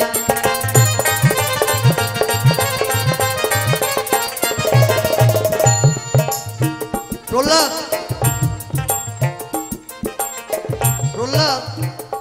এই হিরণ্যকশিপুর ঘরে জন্মিবার আগে পূর্বে হাজার হাজার বার জন্ম নিয়েছিল ভক্ত রূপে। প্রহ্লাদের দেহের হাড়গুলো দিয়ে একটা পাহাড় তৈরি হয়ে গিয়েছে। যতবার এই ধরায় জন্ম নিয়েছে তাতেও তার সাধন পূর্ণ হয়েছিল না। কেন? সূক্ষ্ম নাম, শুদ্ধ নাম এই আগের জন্মগুলোতে তার উচ্চারণ হয়নি। তাই এই ধরাধামে মানব কুলে জন্ম পাইল ভালো। মানব জন্ম পেয়ে কৃষ্ণ কৃষ্ণ বলিতে লাগিল। জয় জয় রাধা গোবিন্দ প্রেমানন্দ একবার হরিবল হরিবল হরিবল। এমন স্বাদের দুর্লভ জনমার পাবো কিনা ভাই, এই জনমে কৃষ্ণ কৃষ্ণ গান গাইয়া বেড়াই। এটা ছিল প্রহ্লাদের মনের ভাবনা, যার জন্যই ধরা এসেছি। আমি তাকে ডাকবো, তাকে ডাকতে ডাকতে যদি আমার মরণ হয় সেটাও আমার জনম ধন্য হবে। তবে এই বদন থেকে কবুতার ডাক, তার নাম বাদ দেওয়া যাবে না ভাই। সেই কারণে প্রহ্লাদ পড়লো হাতির পায়েরও তলায়।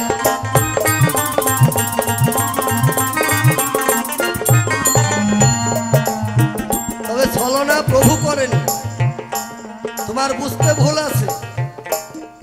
যেমন বললে চন্দন দাস বাউল নবদ্বীপে জন্ম, যেখানে গৌরাঙ্গের জন্ম হয়েছে।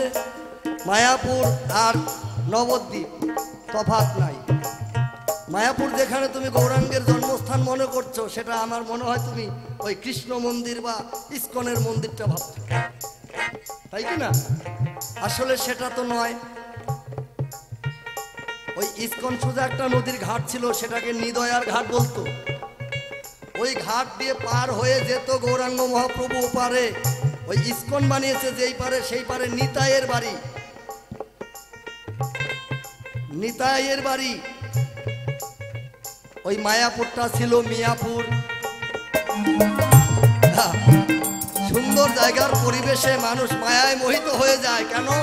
ওই পথ দিয়ে হাঁটতো গৌরার নিতাই, ওই পথ দিয়ে দয়াল গৌর হরি গিয়ে সাত কাজীকে উদ্ধার করেছিল বলে মায়ায় মোহিত হয়েছে মায়াপুর। ওই যে আমি আগে একবার বলেছি, আমাদের মুখে শুদ্ধ কৃষ্ণ নাম হয় না, ডাকা হয় না বলেই ভগবান আমাদের ডাক শোনে না। যারা বাংলা বলতেই পারে না, যারা বাংলা বুঝেই না, সেই বিদেশি ইংরেজরা এসে হরে কৃষ্ণ কৃষ্ণ কৃষ্ণ হরে হরে অহরহ জপ করে ওই মায়াপুরে। কেন? ওরা বিদেশি হলে ওরা বুঝে নিয়েছে জীবের একমাত্র হরিনামই সম্বল, কৃষ্ণ নামই সম্বল। এই নাম ছাড়ার গতি নাই ভাই। তাই আয় ইংরেজ হই আর বিদেশি হই, সবাই মিলে একবার কৃষ্ণ গুণ গাই। জয় জয় রাধা গোবিন্দ প্রেমানন্দ একবার হরিবল হরিবল হরিবল।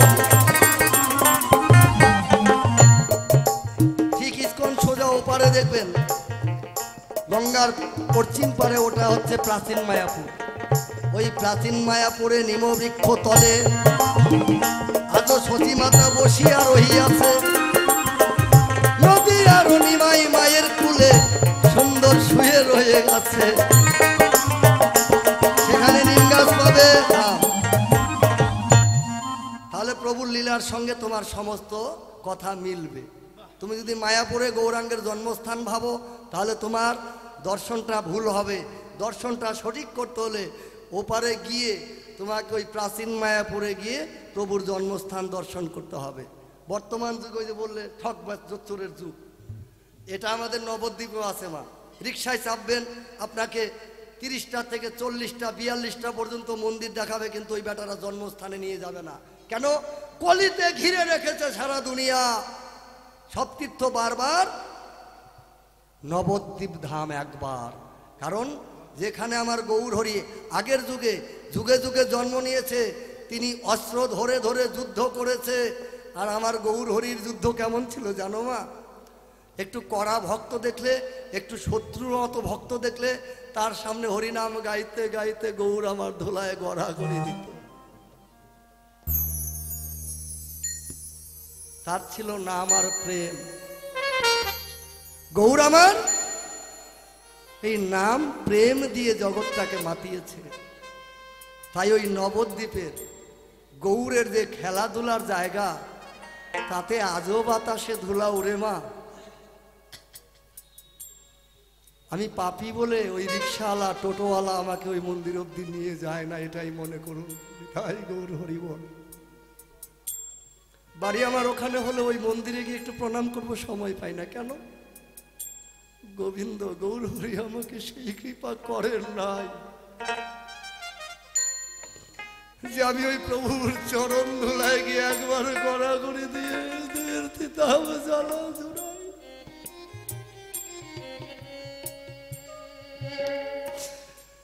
নদীয়ার মাটিতে গৌর নিতাই দুই ভাই নেচে বেড়াত। আর আমি কেমন পাপী মানুষ জানেন, যেই মাটিতে গৌর হরি আমার গড়াগড়ি দিতে আমি জুতো পরে হাঁটি।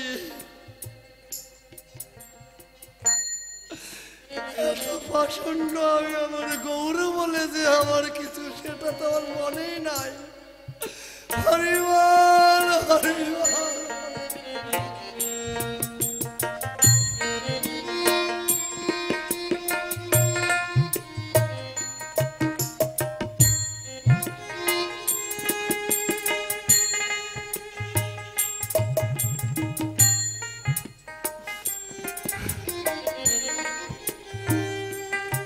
কোটি জনমের থাকলে ভাগ্য হয় বিষয় ছেড়ে বৈরাগ্য।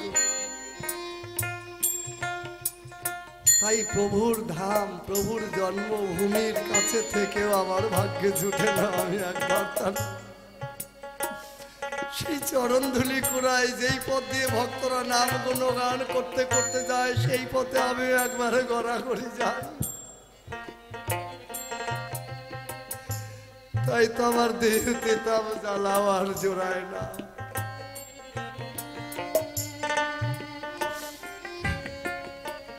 কিন্তু প্রহ্লাদ তা ছিল না মা। প্রহ্লাদ ভাবতো আমার জীবনে যত কিছু হোক না কেন আমি যেন প্রভুকে না ভুলে যাই। প্রহ্লাদ ভাবতো আমি মরে যাই না কেন, হোক না কেন এই দেহের অবসান, তবু যেন বদনে সদা হয় কৃষ্ণ গুণগান।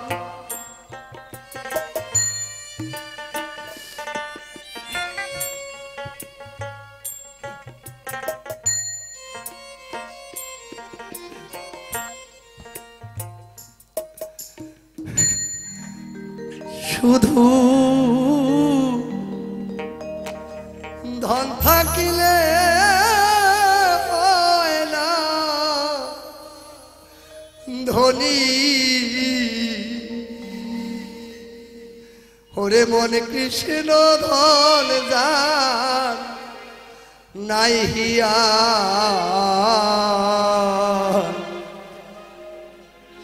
কেবা ধনী কেবা গরিব বুঝা বরদা। অমন কেবা ধনী কেবা গরিব বুঝা বরদা।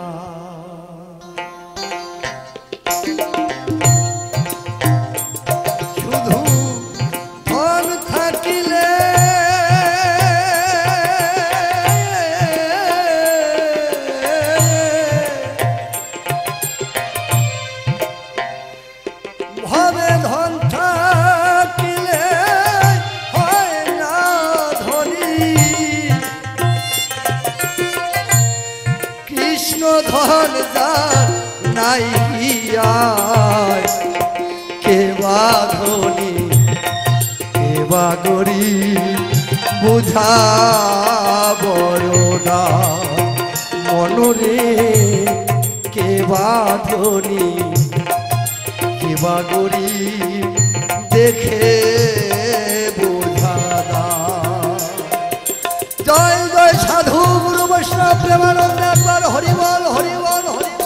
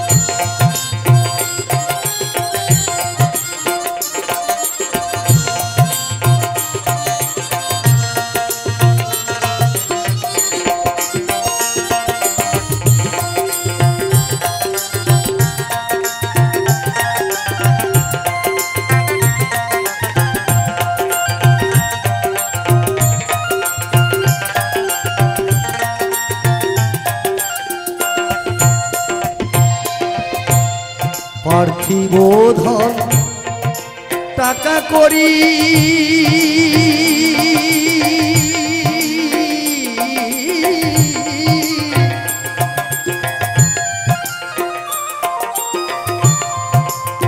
মনরে অর্থ সম্পত্তি সয় বাড়ি যেতে হবে সকল সারি লইয়া বিদায়।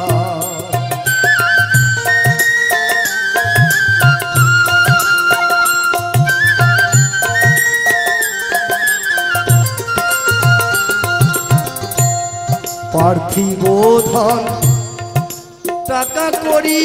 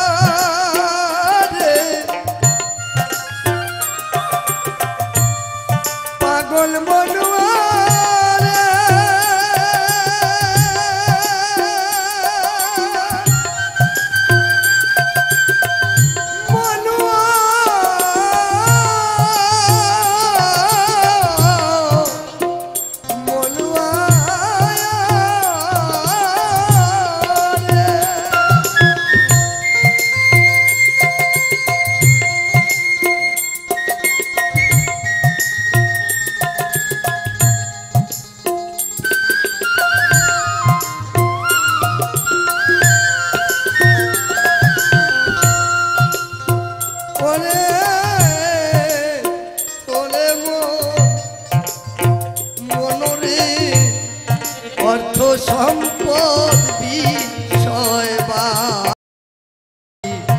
যেতে হবে সকল সারি লইয়া বিদায়।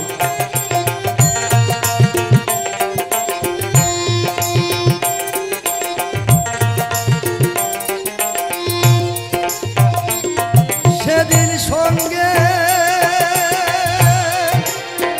সাথী এই কৃষ্ণ নাম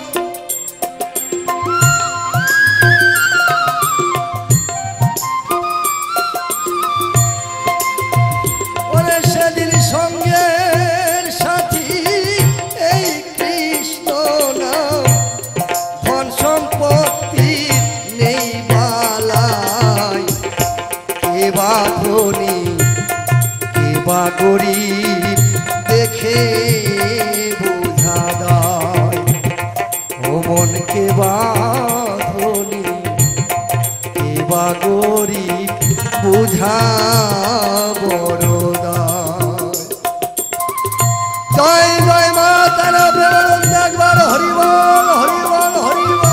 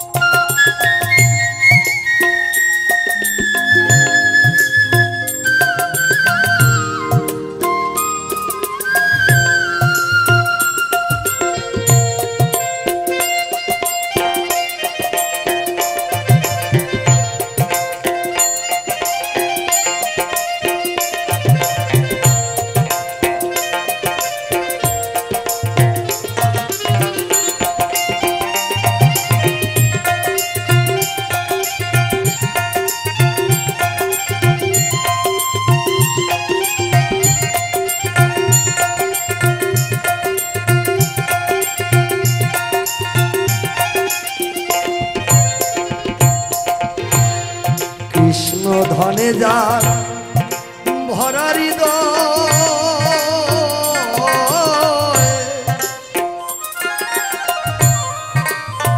মনরে সে যে বড়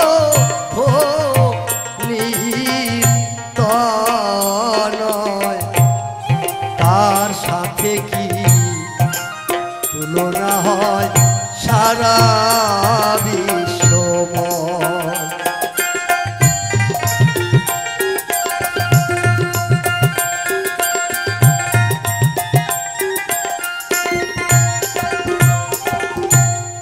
কৃষ্ণ ধনে যা ভরা হৃদয়,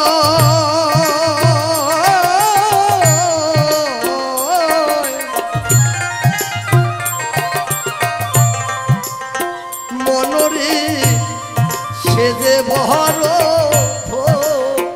নির্তনয়,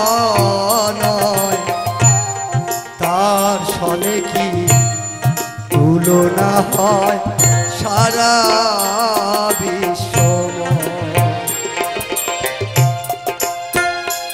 সে যে প্রেম সাগরে ভেসে ভেসে, সে যে প্রেম সাগরে ভেসে ভেসে মহানন্দে ঢেউ খেলায়, কে বা ধনী কে বা গরিব বোঝা বড়দান, অমন কে বা ধনী কে বা গরিব দেখে বোঝা দান।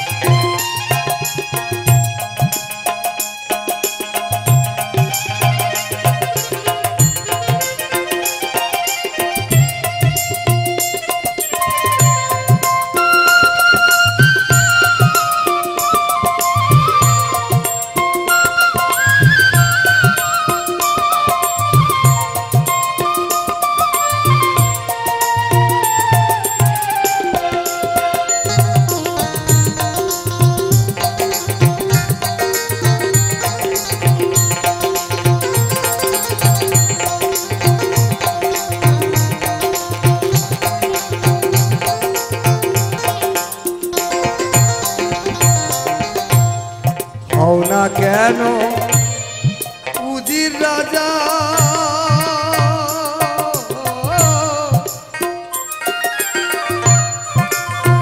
মনোরি শ্মশান ঘাটে কি সাজা, বুঝবে সেদিন কেমন মজা হবে ভস্মময়।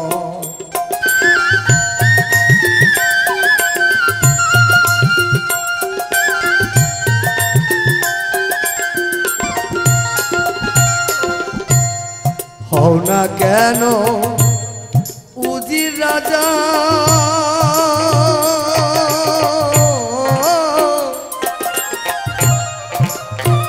মনরে শ্মশান ঘাটে কি সাজা, বুঝবে তখন কেমন মজা পুরে হবে সাজ।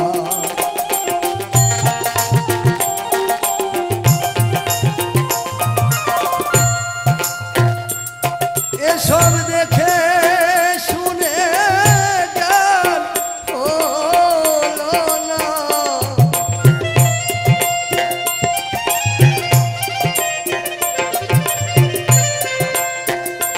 এসব দেখে শুনে জ্ঞান হলো না, অধম অসীম রইল ঘুর মায়ায়, কে বা ধনী কে বা গরিব বুঝা বড়দায়, অমন কে বা ধনী কে বা গরিব দেখে বুঝা দায়।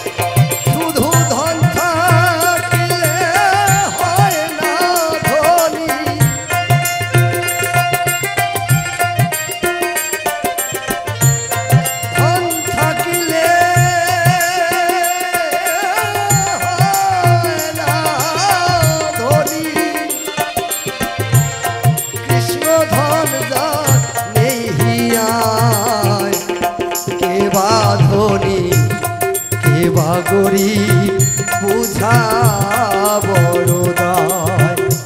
ও মন কে বা ধনী কে বা গরিব দেখে বুঝা দায়। ও মন কে বা ধনী কে বা গরিব বুঝা বড় দায়। শোনো শোনো ভক্ত আমার শোনো দিয়া মন, সত্য যুগে চালাকি কবু করেনি নারায়ণ।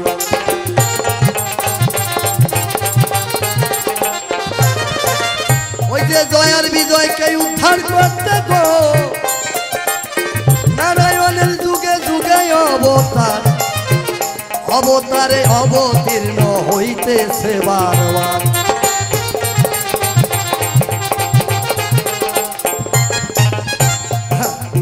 তাই তুমি যে রূপটা দেখেছ এটারও একটা অবতার, এটা নৃসিংহ অবতার, দশম অবতারের এক অবতার,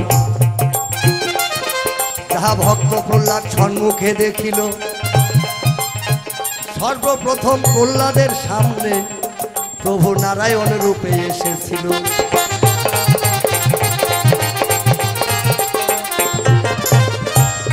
কেমন করে?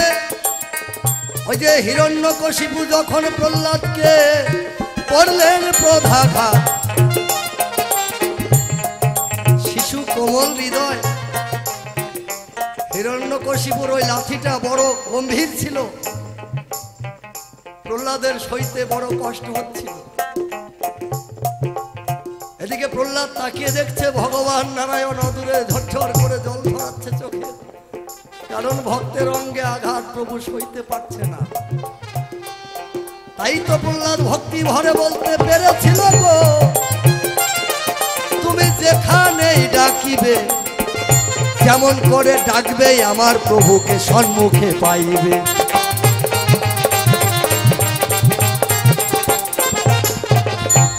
প্রহ্লাদ স্বরূপটা দেখেছিল কেন? ততক্ষণে ওই যে পদাঘাত করলো হিরণ্যকশিপু যখন, প্রহ্লাদের দেহের সমস্ত পাপ হইল মোচন, আর স্বয়ং নারায়ণ তাকে স্বরূপ দর্শন দিলেন। হিরণ্যকশিপু বলছে তুমি কি বলতে পারো তোমার নারায়ণ এখানেই আছে? বলে হ্যাঁ পিতা, তুমি যেখানে যেভাবে দেখতে চাইবে আমার নারায়ণ সেখানে তেমনি ভাবে আসবে। এবার জিজ্ঞাসা হলো ওনার, তাহলে নারায়ণ রূপে কেন এসে বধ করলো না? একদিকে অবতার, প্রভুকে আসতেই হবে, এই যে দশম অবতারের এক অবতার। আরেকদিকে তোমাকে আরেকটা কথা বলে যাই, সেটা হচ্ছে হিরণ্যকশিপু আর হিরণ্যলক্ষ দুইজন ছিল বীর যোদ্ধা, তাই সমস্ত রাজা রাজপ্রাসাদ কেড়ে নিয়ে স্বর্গমত পাতাল যেন করিবে বিজয়, এইরকম বাসনা রাজা হিরণ্যকশিপুর মনে একটা দম্ভ ছিল। সেটা পূরণ করবার জন্য শক্তির প্রয়োজন আছে, তাই নানা দেব দেবীর সাধনা করতে শুরু করলেন। ব্রহ্মাকে সাধনায় মুক্ত করে গো ব্রহ্মাকে সন্তুষ্ট করিল। ব্রহ্মা এসে হিরণ্যকশিপুর সম্মুখে দাঁড়ালো।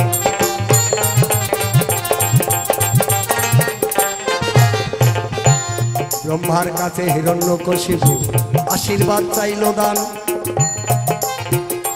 আমার মরণ হয় যেন থাকে না কোনো ক্ষণ।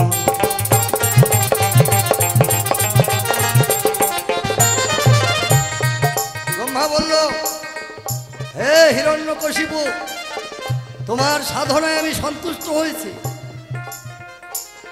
তাই তুমি যা চাইবে আমার কাছে বর চেয়ে নাও, আশীর্বাদ চেয়ে নাও। হিরণ্যকশিপু বললেন, যদি বর দিতেই হয় আমাকে এমন আশীর্বাদ করুন, আমার যেদিন মৃত্যু হবে সেই দিনটা যেন না হয় দিন, না হয় রাত্রি, না হয় সকাল, না হয় সন্ধ্যা, না ঘরে না বাইরে।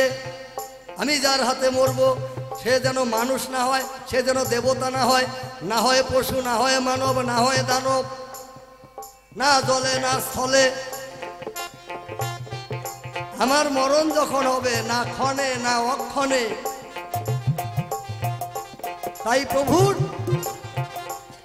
ওই যে অবতারে অবতীর্ণ হওয়ার শুভক্ষণ এই হিরণ্যকশিপু করলেন বধ। ওখানে দেখুন হিরণ্যকশিপু যখন বধ হয়, প্রভুর 4টে হাত, 2টো পা, এইগুলো মানব আকৃতি, কিন্তু নখগুলো দানব আকৃতি। হাতের নখগুলো এটা দানব আকৃতি, দাঁতগুলো পশু আকৃতি, মাথাটা সিংহের আকৃতি। এই যে প্রভু ভক্তের কথা রাখবার তরে আসিলেন ধরায়, হিরণ্যকে বধ করলেন প্রভু সাজিয়া নৃসিংহরায়।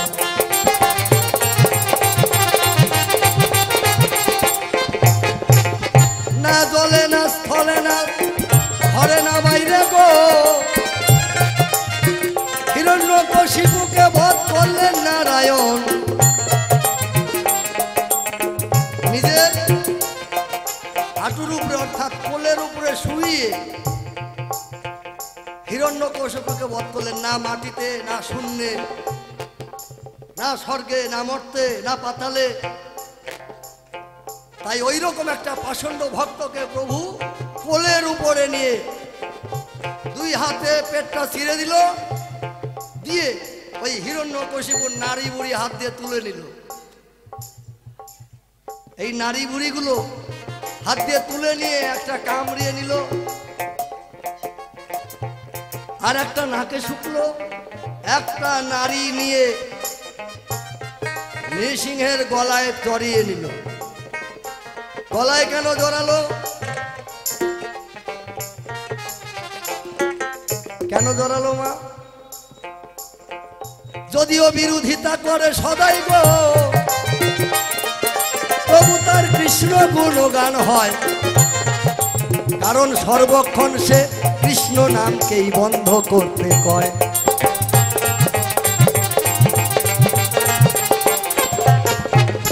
বন্ধ কর তোর হরিনাম, বন্ধ কর তোর কৃষ্ণ নাম। এই যে বারবার হরি কৃষ্ণ যে নারী দিয়ে উচ্চারণ হতো, এই নারীটা ছিল ভক্তির নারী। তাই তাকে একবার দন্তে কেটে নাকে শুকে গলায় জড়িয়ে নিলেন। ওই নারী দিয়ে ওই শব্দটা বেরোতো, উচ্চারণ হতো। দেখবেন যেখানে মূর্তি বানায় সেখানে হিরণ্যকশিপুকেও বানায়। কেন? হিরণ্যকশিপু না থাকিলে গো নরসিংহ কি হইতো নারায়ণ। তাই তো প্রভুকে আসতে ধরায় একজন ভক্তের প্রয়োজন।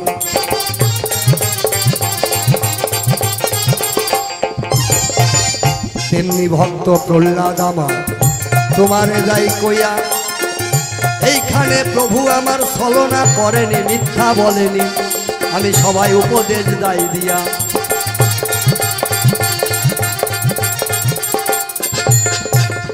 নরসিংহ রূপ ধারণ করে গো হিরণ্যকশিপুকে করিল সংহার। একজন নেই উদ্ধার হলো জয়ার বিজয়, প্রভুর হলো নরসিংহ অবতার।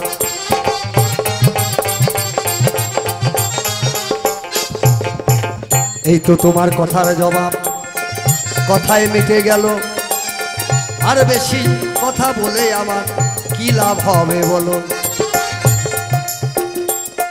তবে অল্প কথায় আমার ভাব ছেড়ে দিয়ে যায়, অল্প কথায় আমার ভাব ছেড়ে দিয়ে যায়। 2-4টা কথায় আবার এসে বলে তাই আমার ভক্ত তিনি শক্ত হয়। আবার এসে দেখি সে কোন কথা কয়। প্রথমবারে যে কথার ছিল জিজ্ঞাসন, এক এক করে সব কিছু করলাম উন্মোচন, কি কারণে প্রভু নারায়ণ নৃসিংহ হলো, এক এক করে তাহাকে আমার বুঝানো হলো ভালো। একভাবে নয়, তার দুইভাবে দিলাম বর্ণনা, এর চেয়ে আর বেশি বলা কোনো কথাই চলে না। তাই তো আমি অল্প কথায় আমার ভাব ছাড়ি। জয় জয় চাঁদ বদনে সবাই মিলে একবার বলুন হরি হরি, হরি বল, হরি বল, হরি বল।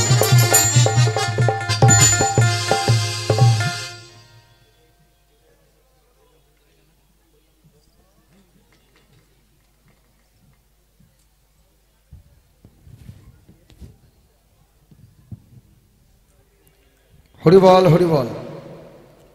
আসর খুব শান্ত।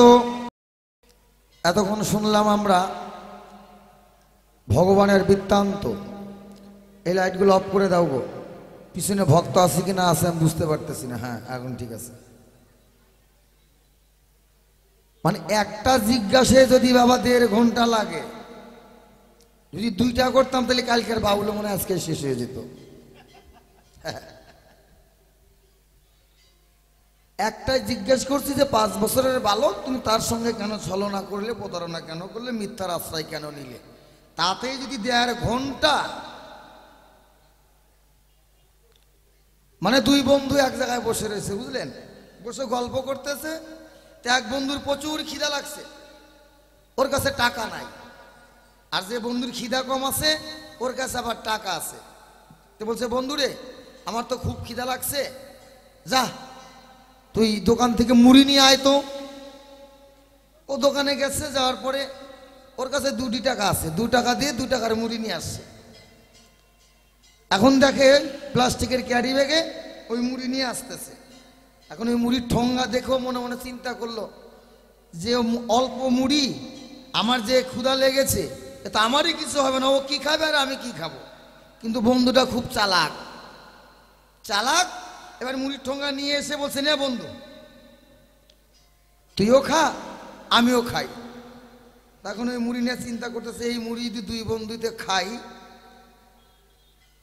আমার তো পেট ভরবে না, তাহলে আমি খাবো কি করে? তখন ওই বন্ধু জিজ্ঞাসা করছে, আচ্ছা বন্ধুরে, এই অনেক দিন থেকে ভাবি তোকে জিজ্ঞাসা করব, তোর বলে বাবা মারা গেছে। বলে, হ্যাঁ আমার বাবা মারা গেছে। কি করে, কিভাবে? এখন ওতে একবারে সেই ওর বাবা যে গাছে উঠছিল, সেই গাছে ওঠার থেকে, ডাল কাটার থেকে কিভাবে পড়লো, কতদিন বিছনায় ছিল, কিভাবে নিয়ে গেছে, নিয়ে আসে, এইভাবে করতে করতে করতে করতে করতে করতে ও গল্প করেই যাচ্ছে, আরো সমানে মুড়ি খাইয়াই যাচ্ছে। বাহ, ওরও গল্প শেষ, ওরও মুড়ি শেষ। এখনো গল্প শেষ করে দেখে, কিরে তুই আমাকে বাবা মরার কথা শুনতে চাইলি, তা বাবা মরার কথা শুনে দেখি যে না খায় থাকতে হচ্ছে। বলে, হ্যাঁ তুই বাপ মরার গল্প করলি, আমি এদিকে মুড়ি খাইলাম। এখন ওরও কিন্তু আবার পেটে খিদে লেগে গেছে। তো বলছে, তোর কাছে টাকা নাই বন্ধু? বলছে, আমার কাছে 1 টাকা আছে। যে যা তুই 1 টাকার মুড়ি নিয়ে আয়। তো 1 টাকার মুড়ি নিয়ে আসছে, ও তো 2 টাকার নিয়ে আসছে। কতটুকু মুড়ি ও তো জানে, 1 টাকার তাহলে কতটুকু দিব ঠিক জানে। এবার আসার পরে তো বলছে, যা তাহলে বন্ধু তোর বাবা মারা গেছে, আমার বাবা মারা গেছে বললি, আমি বললাম তো তোর বাবাও তো মারা গেছে, তো তোর বাবা কিভাবে মারা গেছে একটু বল। ও চাচ্ছে যে এবার ও গল্প করবে, আমি মুড়ি খাবো। চন্দন দাস বাউল, আমি তো আর ওই মাল না, আমি শিলিগুড়ির মাল। তো কিন্তু জেনে গেছে যে আমি গল্প করবো, মুড়ি খাবে। ও বলছে, দেখ আমার বাবার মরার কোনো ব্যাপারই না, গাছে উঠছে ডাল ভেঙে পড়ে মরে গেছে। ওই এক কথায় উত্তর দিয়ে দিছে। ও দেখলে এত শর্টকাট ওর বাপ মরলো, আর আমার বাবা মারা যাওয়ার গল্প এতক্ষণ মরে করলাম, আমিও তো বলতে পারতাম। তোর বাবা কিভাবে মারা গেছে? বলে, আমার বাবা গাছে উঠছিল, ডাল ভেঙে পড়ে মরে গেছে। বাস, এবার মুড়ি 2 বন্ধু আবার খাওয়া শুরু করে দিয়েছে। চন্দন দাস বাবুল, তোমার মতো ওই বাপ মরা গল্প করতে করতে গিয়ে না খায় থাকবো না। কারণ পৃথিবীতে জন্ম নিলে মরতে হবে। মত্তবাসী যারা, মরতে এসেছি তারা, সে কোটিপতি হই আর ভিখারি হই, ইন্সপেক্টর হই আর বাউল শিল্পী হই, মরতে হবে। কারণ যার দেহে আছে পাপ, সেই তো মত্তধামে এসে হয়েছে বাপ। যার বাপ নাই তার পাপও নাই। যার বাপ আছে তার পাপ আছে। তা না হলে আমি মারা গেলে আমার সম্পত্তি আমার ছেলে কি করে পাবে? আমি মরে গেলে আমি যে ঋণ পাতে আছি সেই ছেলে ঋণটা কি করে শোধ করবে? এই হচ্ছে ব্যাপারটা। তাই যা ছিল জিজ্ঞাস সুন্দরভাবে করে গেছে প্রকাশ বলি আপনাদের ঠাই। দ্বিতীয়বারে আবার মঞ্চে দাঁড়াই, ভগবানের কাছে আবার দু একটি কথা জিজ্ঞাসা রাখি, ভগবানকে ডাকি, ধর্ম সভায় দেখি কোনভাবে কোন কথার পরিচয় দেয়। হরিবল হরিবল, জয় গুরু। বেমশায় আসেন, মায়েদের বলছি বাবাদের বলছো, বাবা গান কি ভালো লাগতেছে তো? হ্যাঁ ও মা একটু জোরে হ্যাঁ বলো, তোমরা উলুজুপা দিতে পারো না? মনে হচ্ছে তোমার ছেলেকে তোমার সামনে মারলে আওয়াজই করতে পারো না, একটু জোরে বলে ভালো লাগতেছে। লক্ষ্মীর ভান্ডার পাও, 50 টাকা করে দাও। যদি লক্ষ্মীর ভান্ডার পাও 50 টাকা করে দিবা। আর যারা পাও না, এই যে আমাদের বাসিয়ালার কাছে ফর্ম আছে লক্ষ্মীর ভান্ডারের, 51 টাকা করে দিয়ে ফর্ম নিয়ে যাবা। জয় গুরু জয় গুরু। এইবার যাচ্ছি দ্বিতীয় বারের একটি গান, মাঝে কিছু কথা। কেমন?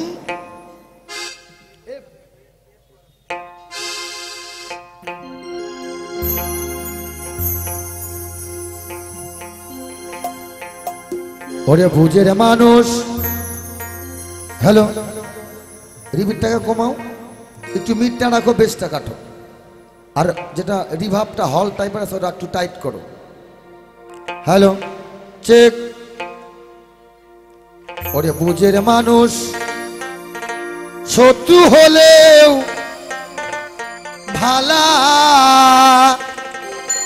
ওরে বন্ধু শ্যাম কালা, গুণী মানুষ শত্রু হলেও ভালা। বুঝের মানুষ শত্রু হলেও ভালা, বন্ধু শ্যাম কালা, বুঝের মানুষ শত্রু হলেও ভালা।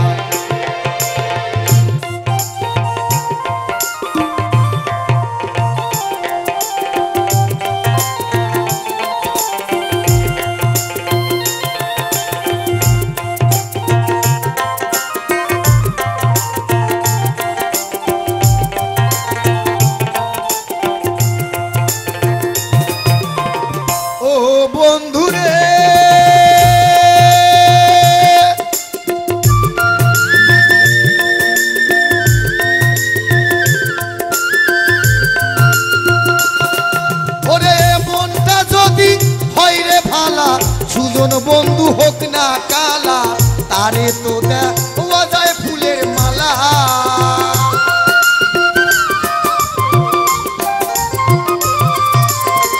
ও বন্ধু রে, ওরে মনটা যদি হয় রে ভালা, সুজন বন্ধু হোক না কালা, তারে তো দেওয়া যায় ফুলের মালা। বাইরে তোর ভালো কথা, ভিতরে তোর নাই মমতা।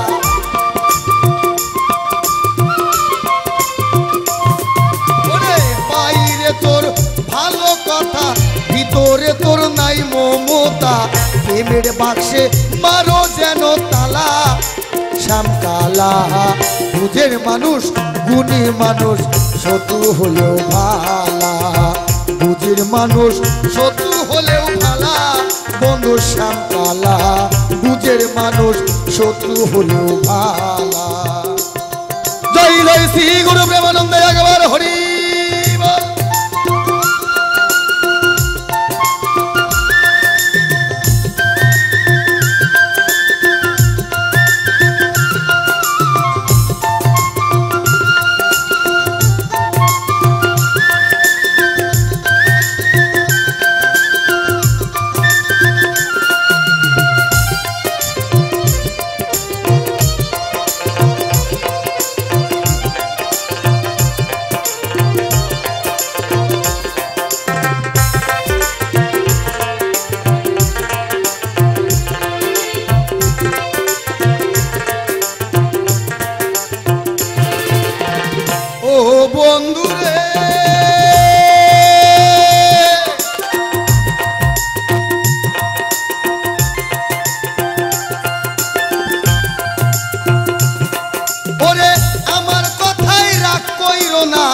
ব্যবুজের মানুষ ভালা না, হোক না রে সে যত পয়সাওয়ালা।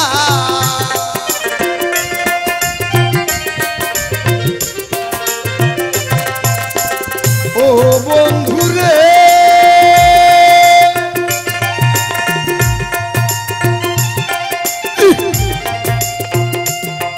ওরে আমার কথায় রাগ কইরো না, ব্যবুজের মানুষ ভালা না, হোক না রে সে যত পয়সাওয়ালা।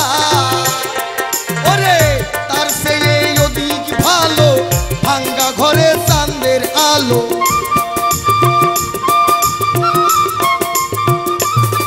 ওরে তার সে অধিক ভালো ভাঙ্গা ঘরে চাঁদের আলো।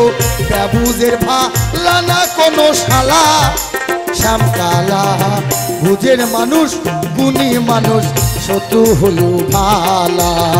বুঝের মানুষ শত্রু হলেও ভালা, বন্ধু শ্যামকালা বুঝের মানুষ শত্রু হলেও ভালা।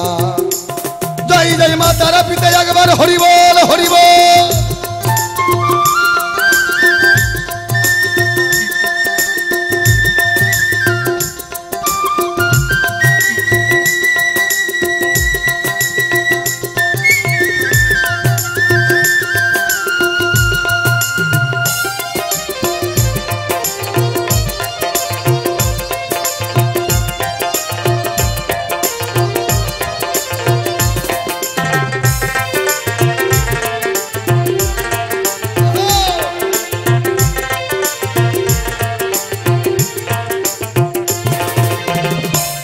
বন্ধুরে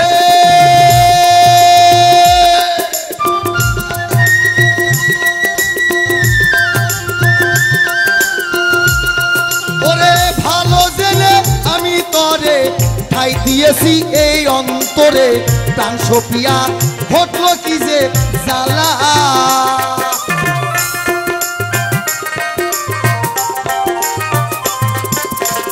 ও বন্ধুরে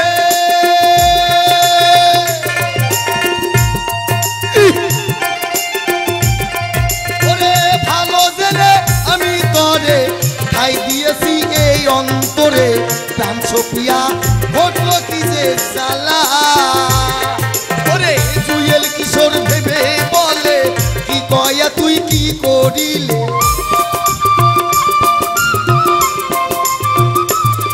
ওরে শিবানন্দ ভেবে বলে কি কয়া তুই কি করিলে।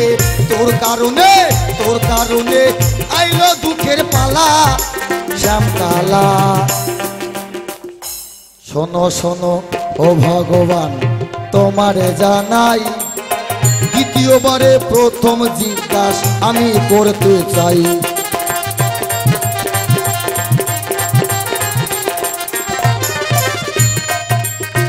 দ্বিতীয়বারে তেতার যুগে তুই একটি কথা গো ভগবান আমি জানতে চাই। আমি শুধু জানবো না গো, জানিবেন সবাই।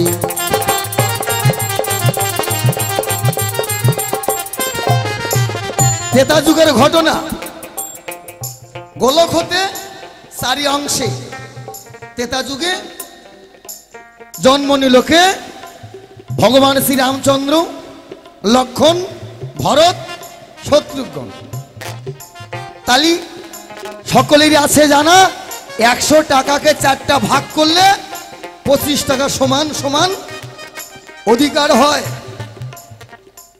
এক বাপের যদি 4টা ছেলে থাকে, এক ছেলে দেখা গেল মাসে 50,000 টাকা বেতনের চাকরি করে, আর এক ছেলে 10,000 টাকা ইনকাম করে, আর একটা ছেলে আছে মদ খেয়েই ঘুরে বেড়ায়। কিন্তু এটা তো ঠিক যে বাপের সম্পত্তি, যে 50,000 টাকা বেতনের চাকরি করে, 10,000 টাকা যে পায় এবং যে মদ খেয়ে ঘুরে বেড়ায়, অথচ বাপের সম্পত্তি 4 ভাই সমানই পাবে। এটাই তো নিয়ম নাকি? বাপের সম্পত্তি। কারণ আমার নাম লিখতে গেলে, অ্যাড্রেস লিখতে গেলে বাবার নাম দিতে হবে। যে 50,000 টাকা পায় আমার দাদা মাস গেলে, তার অ্যাড্রেসেও বাবার নাম ওই একটাই, ছোট ভাইয়ের নাম অ্যাড্রেসে বাবার নাম একটাই, ওই যে বাপের নামটা যে এক, বেতন কে কয় টাকা পায় না পায় দেখার দরকার নাই, কিন্তু বাবার নাম তো এক, এক ব্রহ্ম, দ্বিতীয় নাই। শোনো শোনো ও ভগবান, আমি দ্বিতীয়বারে প্রথম করব যে জিজ্ঞাস, বাপের বেটার মতো তুমি করিবে প্রকাশ।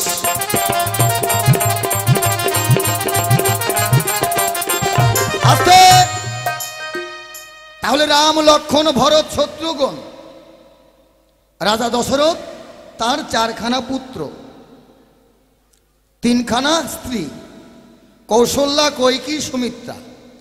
তো সকলেরই আছে জানা, তাহলে রাজা দশরথের পুত্র 4খানা, কিন্তু বলো তো একই অংশে 4টা ভাগ হলে, তাহলে ত্রেতা যুগের ভগবান শ্রী রামচন্দ্র, তাকে গোটা বিশ্বের মানুষ এক ডাকে চেনে, আর 3 ভাইয়ের কেন নাম গন্ধই নাই?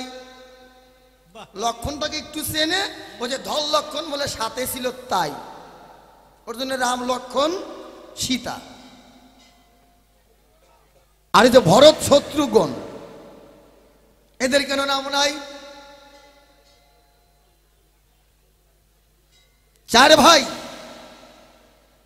4 ভাইকেই চেনাটা উচিত, যেহেতু একই বাপের ছেলে।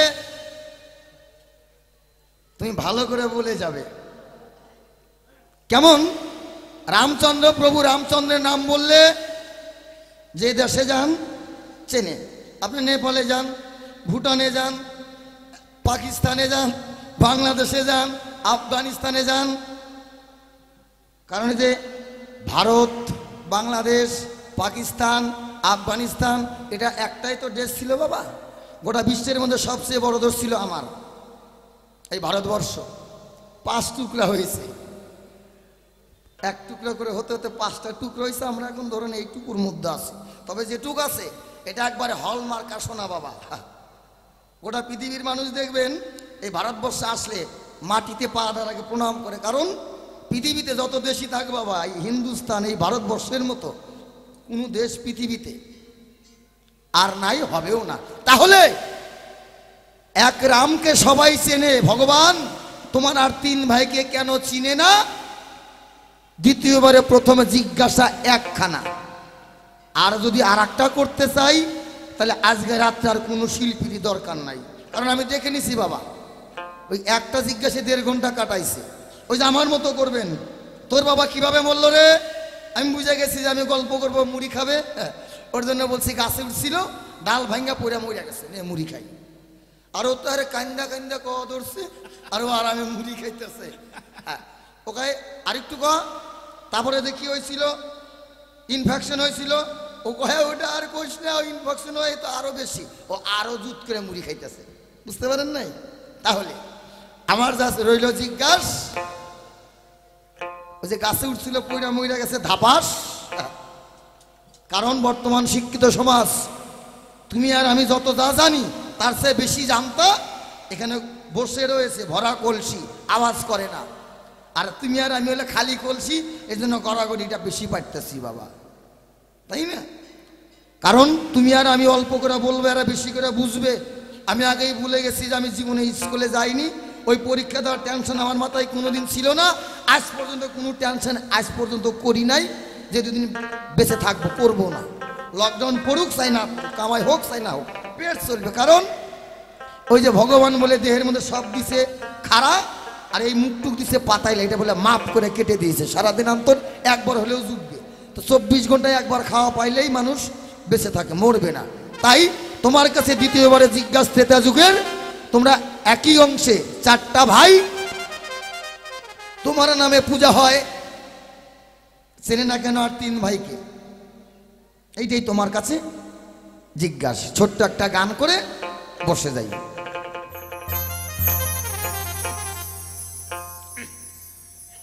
ও মানুষ বড়ই স্বার্থ পরে রে, বড়ই স্বার্থ পর, বুকের মাঝে জায়গা দিলে যতন কইরা ভাঙ্গে রে অন্তর। অচেনা এক জংলা পাখি তারে আপন কইরা কাছে রাখছি। অচেনা এক জংলা পাখি যতন কইরা কাছে রাখছি। আমার বুকটা খালি কইরা কারবা গড়ায় ঘর রে, কারবা বান্ধে ঘর। ও মানুষ বড়ই স্বার্থপর, বড়ই স্বার্থপর। বুকের মাঝে জায়গা দিলে যতন কইরা ভাঙ্গে রে অন্তর। বুকের মাঝে জায়গা দিলে যতন কইরা ভাঙ্গে রে অন্তর।